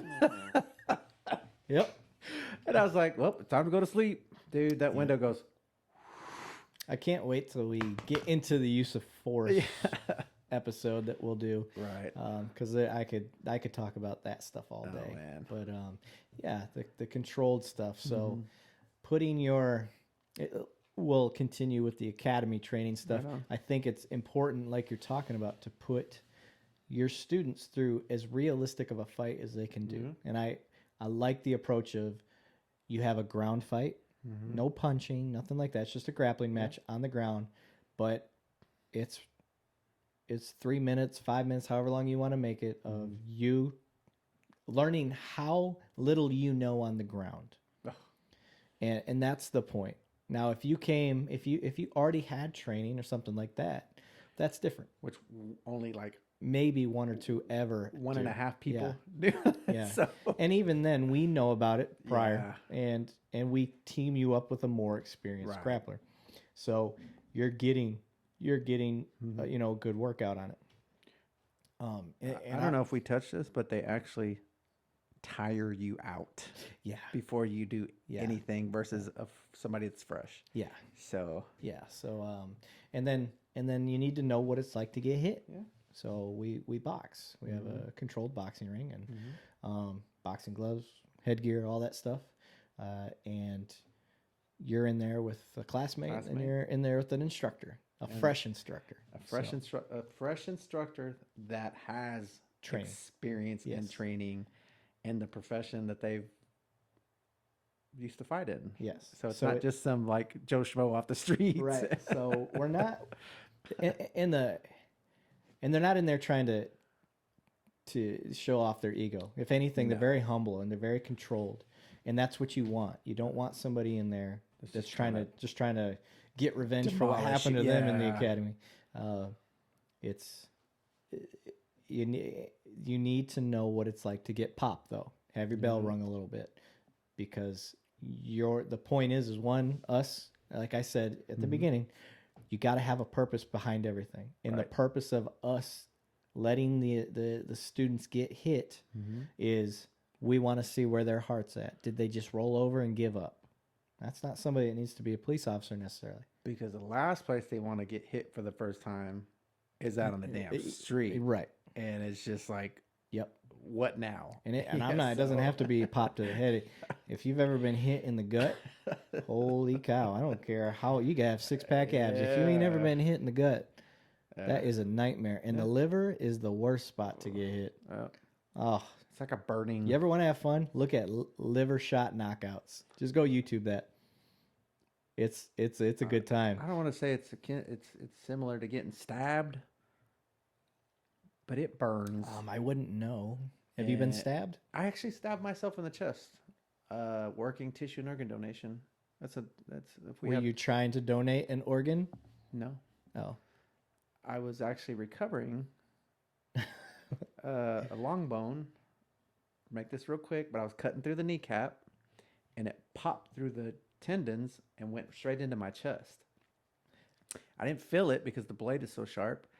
Hold on. Yeah, I don't want to get too off tangent. No. Let's get off tangent for a second. You were cutting a person? Yes. So my background is tissue and organ donation. So I went from working in the office, working crazy hours, recovering. So are we talking dead people? Yes, human cadaveric tissue to be implanted into other patients for, bad backs, bad knees. You were like a repo man for organs. Basically, have you ever seen that movie? Yes. Yes. And so it's like that, but in a more controlled environment. You learn aseptic technique. It's the beginning of a surgery. You're taking. What education do you need for this, dude? When I told you I'm blessed, and I was just stuff just kind of just been handed to me. Yeah, that's another job. I was I was grandfathered in, which is now you can go to like St. Leo University and get the degree for this. Okay. So I was grandfathered in, eventually became CTBS certified, which is certified tissue bank specialist. Like I said, you learn aseptic technique, you learn surgery protocols, you learn. So I know the anatomy very well. Okay. And that's my background. I'd recover bone, skin, eyes, veins, hearts for valves. What the fuck? From anywhere. You cut people's faces? For mandibles, yes. But I never, no one would ever really donate for that because for funeral reasons. Like with arms, they wouldn't donate the arms because they felt like it was going to mess up. But everybody wanted to see a recovery, but they didn't want to see the end of a recovery, which we would reconstruct these bodies, these family members. I hated using that word bodies. It's family members. And it would, like, we never took anything. What in the fuck? Yeah. So I thought you knew that. No. Holy shit. So That's yeah. freaky. How do you? How?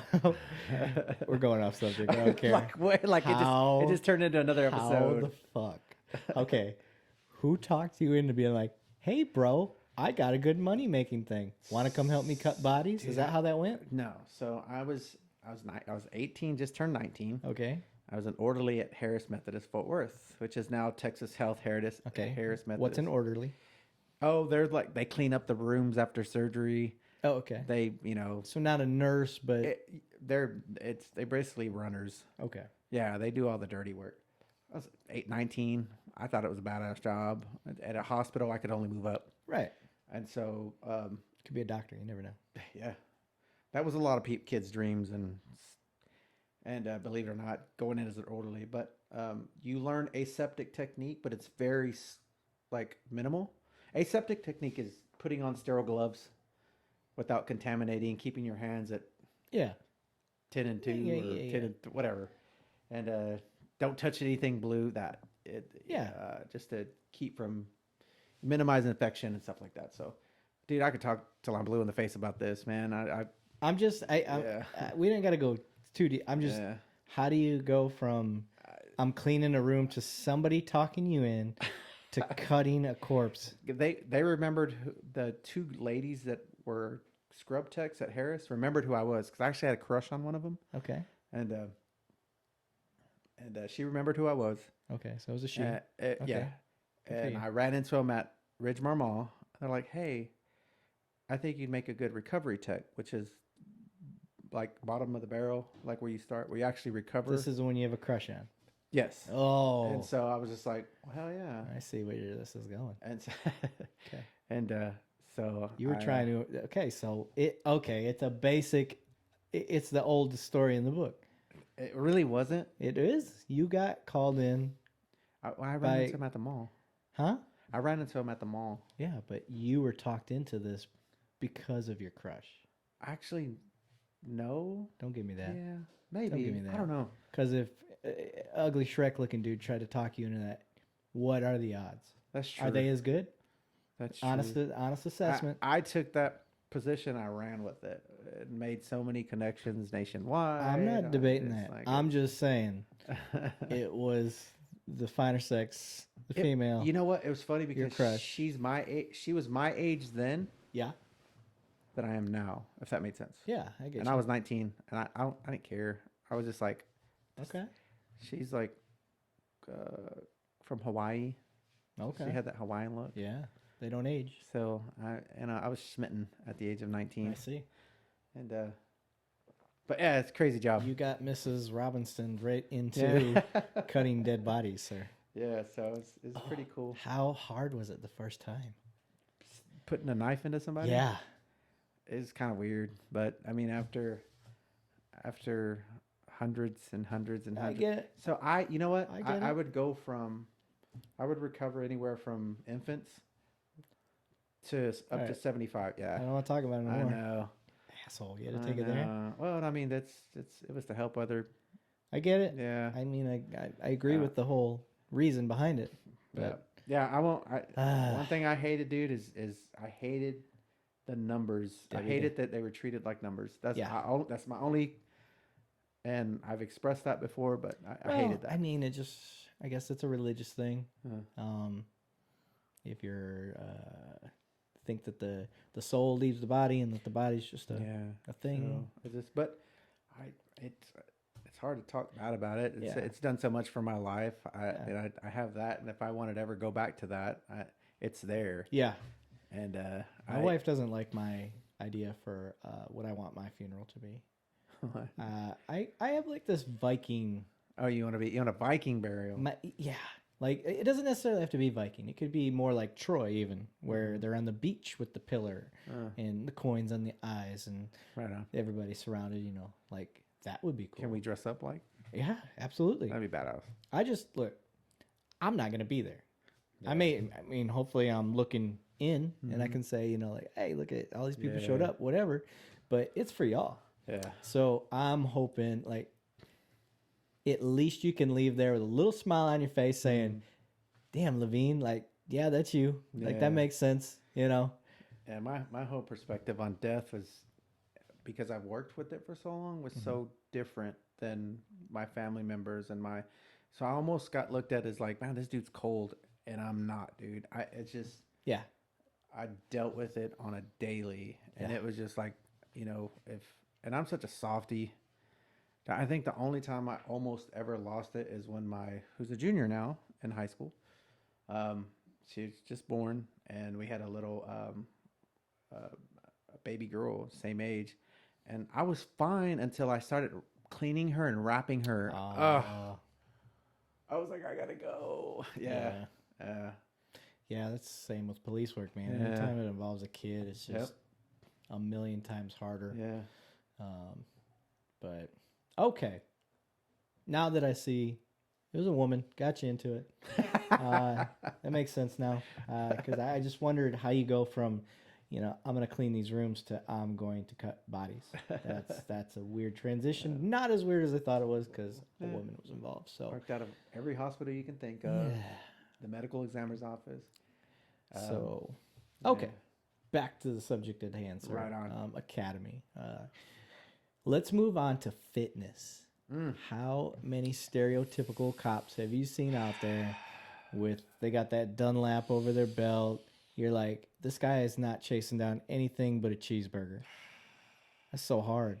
One of the number one killers of cops. Heart attacks. Heart attacks, baby. Cardiac issues. So, again, we're very lucky. We have a very progressive style department.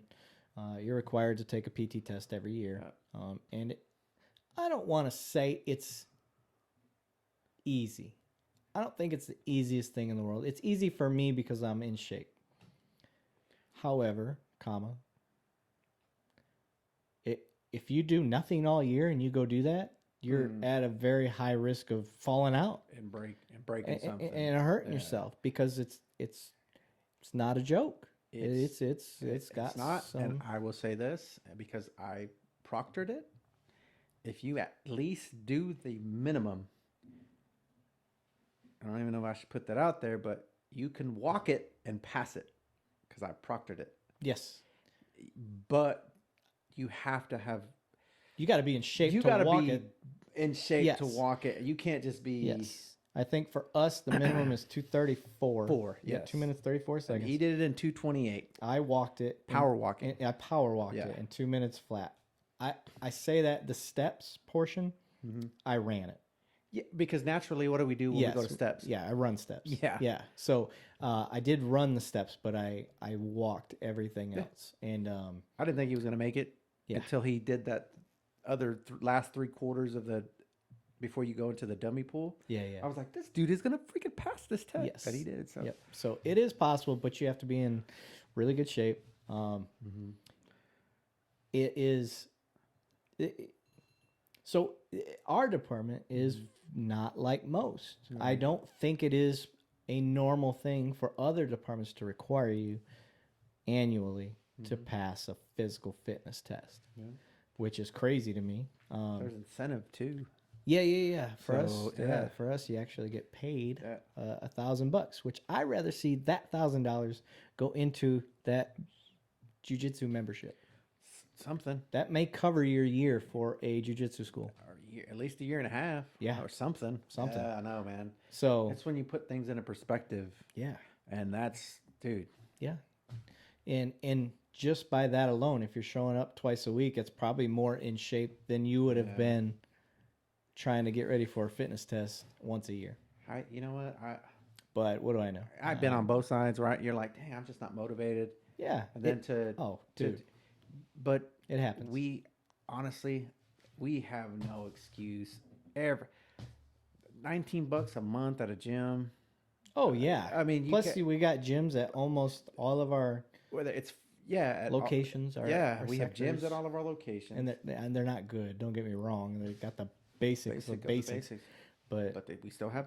I try to tell people, if you have a kettlebell, the things you can do with just one kettlebell. 35 pounds is really all you need. Look down right over there, bro. Yeah. It's my doorstop right now because I'm not in a kettlebell thing. I'm You've moved on. yeah. I mean, right now I'm into just lifting. Yeah. I go in modes, guys. I've done the kettlebell workouts, the Russian. I can't remember his name off the top of my head, but Russian kettlebells. I did the CrossFit, the HIIT training, And you have to cycling. You have to do things differently because I could run all day. Yeah. I won't lose a pound. I plateaued. Yeah. So I had to do something different. I mean, Yeah.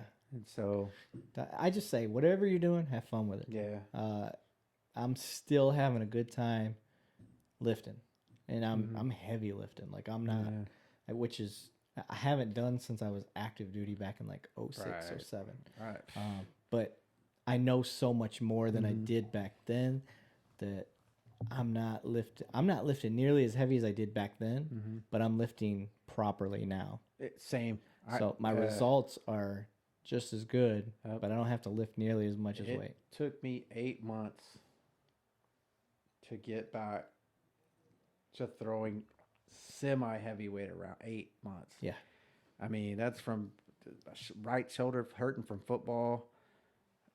The last time I lifted that heavy, like when you see a lot of our coworkers who are power lifters lifting over 500, 600, that was me back in the day. Oh, never me. But now it took me 8 months just to get back to pushing 225 around. Yeah. 265. Yeah. These guys are lifting over 400 pounds. Yeah. And the stuff that you used to do back in the day, I was like, man, but I don't have like, the motivation for me was bigger, faster, stronger football. Right. I don't have that motivation anymore. So it's like, why are you squatting over 400 pounds now? Why risk it? Why are you deadlifting 450? You know what I mean? So that's part of my argument with a lot of stuff now is like, why do I want to risk injury over a weight that doesn't matter? Because if I can lift 225, 250, I'm never going to get to the point where I need to lift something 400 pounds. I don't think so anyway. I've lost that where you almost feel like, oh, I need to be stronger than this guy. Oh, the competitive. Yeah. I've the lost ego. Yeah. And dude, that was me. I was like, man, I want to be the strongest senior in high school. I want to be the strongest, I'm happy to know where my genetics lay. I know what I'm capable of or should be capable of. And the only person I compete against anymore is myself. And it's the same with police work. I don't look at me competing against you. I mean, we're all at different levels. Yeah. My big thing now in police work is, what can I help you to succeed for whatever you're doing? Because regardless, it's going to make me look good because I helped you. That's not my intention. And it all ties into... But it all plays out. Yeah. And, kind of getting off topic, but I mean, what I was me helping you helps everybody. Yeah. It all ties back into training. Yeah. Like, what are you doing to practice to get better? Right. What are you doing to better yourself? Because it seriously, once you graduate, it kind of stops. And it's on you. Yeah. So at the academy, you're working out all the time. Yeah. You're doing some sort of fitness every day, push-ups, sit-ups, running, pull-ups, whatever else, CrossFit stuff, tell you yoga. I don't know, whatever your academy's into. It all benefits your health, and health and nutrition are that's another thing in the academy. Yeah. Health and nutrition. The 80-20. Yeah, the 80-20. Yeah. It's okay. Eat crappy food 20% of the time, but try to keep most of your 80% of your meals clean. I say thanks again, Wheeler. Yeah, Wheeler. Guy's a genius. So, the fitness expectations of the citizens is that you should come out lean, mean, and trim. Now, is that possible in a collegiate format academy versus a paramilitary? Because that is a paramilitary mindset, is the fitness aspect. So now you got a balancing act again. The reality is, once you get out of the academy, you're no longer getting paid to work out anymore. You got to go on your own time. Yep. You're going to be working midnights. Waste your own money. The most of your diet, unless you make your food every night for yourself, is going to be, your only options are going to be fast food. Because as a rookie, you're going to be on midnights. So somebody gets in trouble and they look and they see the freshman 15. It's the same when you become a cop. Yeah. You got out of the academy, lean, mean, working machine, and then, your first 4 or 5 months, you got a little bit of stress. Yeah, you gotta, the stress goes up, cortisol levels go up, and you gain this weight. Yeah.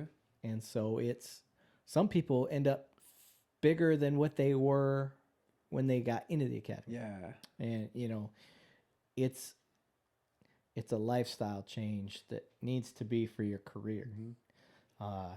And right now the reality is with all the other things that are expected of a police officer, how do you want them to balance that? You don't want them to work out while they're on the clock. Or do you? Do you want to give them an hour to work out? Well, if you're working out, then you're going to have to try to hopefully you brought your food with you, and then you're going to have to eat your food while you're working out, maybe. And you got to shed all your equipment. If anybody knows anything about taking equipment on and off, at least for a patrol officer, it's not an easy feat. And the females, oh my God. Yeah, I don't know how they do it. I don't know how they do it. If they got to go to the bathroom, they have to take the majority of their stuff off. Kudos to you, sisters. Go to the bathroom. I don't. I did see a pair of patrol pants that, like the butt section opens up, and like unzips or something, and I've talked to some other female officers that are like, no, it's not. They're not like doing the concept is there, but the functionality just isn't the same. So they're just like, we're gonna stick with having to take the belt off and take all their stuff off. We got 99. They're every time they go to the bathroom, it's a 99 for them. It's not just us. 15-minute ordeal minimum for females officers to go to the bathroom. So kudos to you guys. Yeah. So anyway, fitness on duty. I guess it just all depends on your area where you're at. Some citizens are like, no, you shouldn't be getting paid to work out, but you need me to be at a fitness level, right? So now you want me to do that on my own, right? And I'm not going to get compensated. I'm not going to get my gym membership paid for. Or I'm not going to. Some people don't live right next to a police sector, so they got to drive all that way just to get to it. It's cheaper for them to buy their own gym membership than it is to drive to a police sector. So what is it? I'll be the devil's advocate here. It's yes and no, and I've always said this because I just turned to running. Yeah, I've always turned to running. But if you've got street, go for a walk. Yeah. If at minimum. Yeah, minimum. Yeah, push-ups, sit-ups, pull-ups. If you can manage to do that at home, like I said, a kettlebell can get you really far. But then I challenge anybody else. Can you do the same thing repetitively, stay focused? If anybody out there has kept any level of fitness for any period of time, which is a small percentage of people, you get bored, you get unmotivated. But if you give options, the likelihood of you continuing with it and sticking with it are higher. Right. So I have a higher success rate with that. So I know both sides. People say, well, you signed up to risk your life. I'm just saying, is it that much to ask for somebody that is out there possibly risking their lives for somebody they don't know to help them at least maintain this level of fitness? Right. So like I said, I get it. I understand the argument of, well, that's what they signed up to do. I don't disagree with that. Yeah. No one forced our hands. I get it. Yeah. But part of the thing is if you really break it down by all the expectations, like I said, law, weapons, community policing, fitness, language, multicultural, 21st century policing, control tactics, crisis intervention, mental health, animals, first aid, narcotics, driving, inclement weather, knowing technology. Right. We didn't even talk about the tech side of things. I mean, guys your age didn't necessarily grow up knowing how to type or knowing how to use Word and all the Excel and all these things that's required of you. Now you're different. I get it. I was going to say we're like one of the last few people that actually did. Because I learned typing in high school. learned about Word in high Yeah. school, learned about, you know what I'm saying? So Okay. it was like one of the last. Your school did. That doesn't mean all schools did. It's like it started with us. Yeah. And so we were we kind of got lucky. I had Oregon Trail. Remember that? I remember Oregon Trail too. You Sarah died of syphilis. You died of dysentery? Dysentery, my bad. That's the X-rated version. It's all the same. But Yeah. But would you agree with my opinion that most people that have these high expectations haven't done their homework, and they're just kind of spewing out these, oh, they need to be this, this, and this, and this, without Yes. actually educating themselves? In a nutshell, yes. Yes. I think a lot of people that have issue have not taken the time to go see the other side. The LeBron James syndrome. And I don't mean Googling something. I mean actually going and doing a ride-in. That's one of the first challenges I give to anybody that has an issue with police. Please get with your local law enforcement, or don't go with local. Go with another agency so you don't feel like you have somebody's watching you or you have a bias, whatever it is. Go do a ride-out, a ride-in, whatever you want to call it, with a local or another agency, and give it an objective effort. Right. Don't go in there with any expectations. And don't go in there and be like, I don't agree with police work. I want to come see it. Just say I've been curious about this position for a long time, or curious about police work. I just want to see your guys' side of things. And that way, that cop's not on guard, or they're not trying to feed you bullshit. Right. That's the other thing. If I know somebody's riding in with me that doesn't like police, I don't want to give them a different version of me. I don't want to be overly sensitive, like you're walking on eggshells, kind of thing. Yeah, or like I'm maybe doing something subconsciously like that I wouldn't have done normally. I want you to get the real me. So just when you go to do a ride out, say I've just been curious and I pay tax dollars and I just want to see where my tax dollars are going and just see how it goes. Yeah. I think that opens a lot of eyes, and then dig into your police academies and stuff like that. Try to figure out how your local police are trained. Yeah. I mean, I don't expect them to let you into the academy and see them training or anything like that, but and those are avenues you can take. I know a lot of these people are just antagonists, and they just do it for the sake of arguing with no real backing with information. That's why we're saying, do your research, like we tell everybody. I mean, to add to that, I know for us, like ride-alongs are discontinued because of Corona. yes. So, but still, I mean, I would still call and ask. Yep. And try. I know our department has a citizens use of force class that we give, and it basically explains that they get to come down, they get to go through some scenario based training, stuff like that, and see in a controlled environment like why police do what they do, and they get to see how they would react. Right. And that's just a small window, and a lot of times it's very eye-opening. So training expectations are changed from that point on, and that's why when we're talking about going to the academy and things like that I'm a big proponent of the ride-in, or hopefully your police department has some sort of citizens training that they get to see and hands-on, because you and I both know, especially with our kids right now, the level of training virtually versus actually being there and being a part of it are night and day. So I would challenge anybody that's interested. Yeah. Just try to do some sort of some on-site training with your police department, or do a ride-in. I think it solves a lot of issues. Oh yeah, but and it changes a lot of minds too. Yeah, for sure. For you to be put in a situation where somebody pulls a gun on you or pulls a knife out on you, and you get to experience that firsthand. Yeah, it's controlled, but I mean, it's going to raise your stress levels a little bit. Yeah, I mean, especially if it's that shock knife. You hear it. Yeah, nobody wants to get touched with that thing. Yeah, so. Get electrocuted. Yeah. But so in the training world, I just kind of want to sum up what we've talked about so far. You got your expectations, what they want from their police department, what they expect these officers to have when they hit the streets. We got the law, gun, your weapons training, your control tactics, and then fitness. So we've hit all those, and then all the classes that are expected. And then the laws right. that govern police officers as well. Right. Yeah. So it's So just, you've got all of that. Yeah. And we're talking that, like I said, 6 week to 8 month. I think that's the longest academy I know of currently. I would like to challenge anybody out there in that time frame.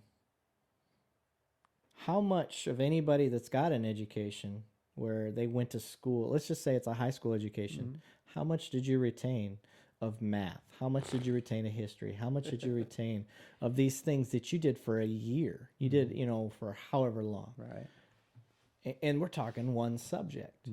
Now, when you talk about police training, they went to school for 8 months, but they didn't study law for 8 straight months. Right. They studied it for a short period of time. They tested on it, and then they moved on. Then they went on to community policing, and then they went on to narcotics, and then they went on. So we're talking a few weeks, maybe a month at the most on one particular topic. I don't think the argument they were trying to have died out really quickly, because you ever see that movie, The Princess Bride, where he's like, I don't think you understand what you're really trying to say.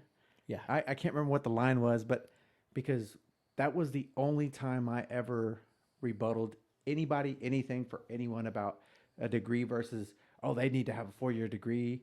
Right. No. Right. And so my argument was like, okay, well, look at me. I don't have a degree. So does that make me a piece of shit officer? Right. And some of my closest friends were like, shit, you got a point. Yeah. So that argument is invalid. You can be trained a certain way all your life. How many 4-year degree cops have fucked up? Exactly. So it's like, I think it sounded good. Right. For the sake of arguing, but I don't think they really, really thought it through. Right. How many times are you out there? Yeah. Okay. Active shooter situation. You've got a guy that's worked the streets for 15, 25 years. He's got a high school degree versus 2-3 year cop that's got his doctorate. Who do you want? Who do you want? Of course, the 15-year. Exactly. Yes, so. Who do you want, guy that's got your back? So,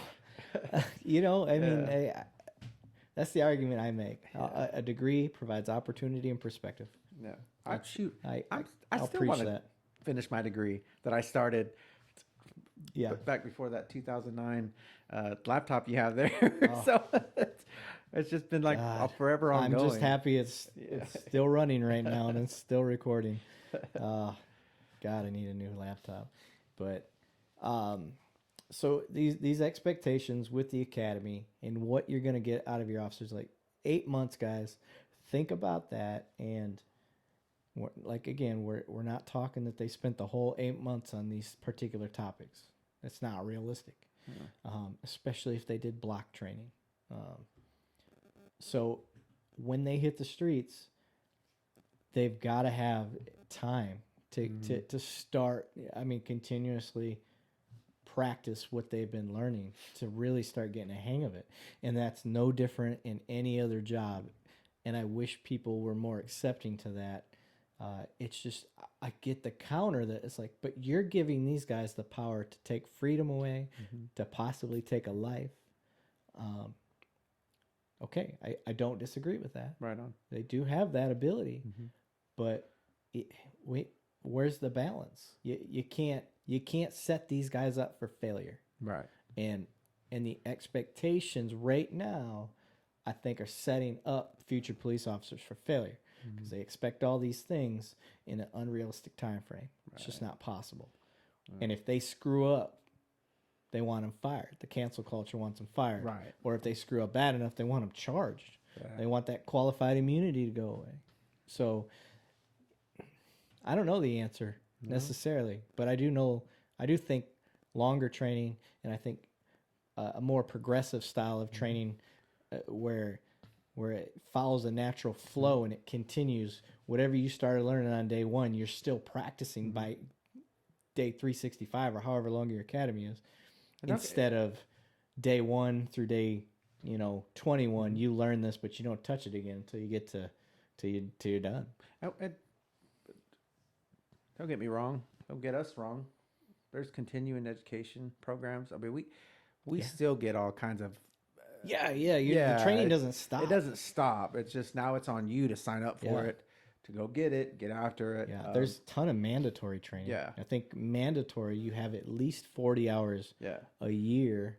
Which is pretty common with any certification that you have, Right. whether it's a nurse, or your EMT, even my certified tissue bank specialist certification. I needed 40 hours of classwork. So, And it doesn't, there's a lot of mandatory classes that you have to keep doing. You got to keep doing your multicultural classes. You got to do your diversity classes. Your what is that one? de-escalation. What's the 21st century one? There's another name for it. The MHOT? You talking about MHOT? No, my brain just is blanking on. Everybody would say, "Did you go do your blot training?" I just can't remember what they called it. Wheeler was over it for a while. Oh my God, I just cannot remember it. It's not. I'm trying to think it's of not the main social one. justice. It's some sort of. Anyway. It'll come to you. Yeah, I think, eventually. You got to do so many hours of control tactics. You got to research in your taser. You got to research with your firearm. Us, it's every 6 months on your firearm, which is wonderful. I think that's awesome. Yeah. And we've got the option that every month an officer can go fire, I think it's 100 rounds. Once a month. Yeah. So you have no excuse Yeah. to not be proficient with your weapon. Oh. But we've got the money. Not every department does to do that. So, and that's not even taken into the account that a lot of these officers have families, they have kids, they have after school programs they go to, so it's with all the training that we have to do, not to mention the job. Yeah. And then you want them to be proficient at ground fighting. Yeah. Are you proficient at ground fighting? That's that's what you want to say. Or like, look, have you looked in the mirror lately? But they're not a cop. So that's part of the gig, and I understand it. But you have to it's perspective. That's all I'm trying to give. For sure. I'm not trying to preach. I'm not trying to say anything negative about anybody that thinks cops need to have this stuff, because I agree with you. Oh yeah, for sure. I agree. Cops should be proficient at grappling. And most of us all agree. It's not just like two cops dudes. Agree. Yeah. I would love to be, a black belt of jiu-jitsu. Who is what wouldn't? most these guys what I would mean? tell you. But finding the time between that and being better at shooting their gun, and being better at talking to people, and being better at figuring out who's having a mental health crisis versus who's acting like a criminal, or who's just high on drugs. or who's high on drugs. So you've got all these different aspects and expectations versus reality. So, but I don't know, man. What do you think? I think we beat that horse. Think we beat it? Oh yeah. I mean, we could go like not Family Matters, Family Guy style, where they just play a scene like it's so, like 8 or 9 minutes too long. So random. Like the chicken fight. We should have saved the tissue and organ donation for that part. Just go. No, we couldn't. We had that was happening right then. We had to stay. Had to happen right there. That was live. That was not. I did not know about that. So you caught me off guard. The more you know, I guess. See, that's why I told you it's so important that we don't talk prior to the show starting. Save it all for the show. There you go. He's trying to have conversations with me, and I'm like, shut your mouth. Don't you open your mouth. I have diarrhea of the mouth. Yeah. I can't help it. I know. He's like, well, what do you think about it? I'm like, nah, shut up. Shut up, boy. Save it for the show. I don't say that. I don't say that. Don't say that. Anyway. Okay. So that ends it for this show. Next episode. Let's see. We did community policing training. Do you want to do use of force next? That sounds fun. Or do you have something else you might want to talk about? I think use of force may be good. No. Let's shoot for. Because that's a bad word. Let's try for use of force, and then unless something else comes to us, then we'll go for that. We'll change it up if we have a better idea later, because I have a feeling we're gonna go quite a long time on use of force stuff. So, all right, thanks everybody for showing up. Listening. Appreciate it. You want to do the corny high five again? Love you like play cousins. All right.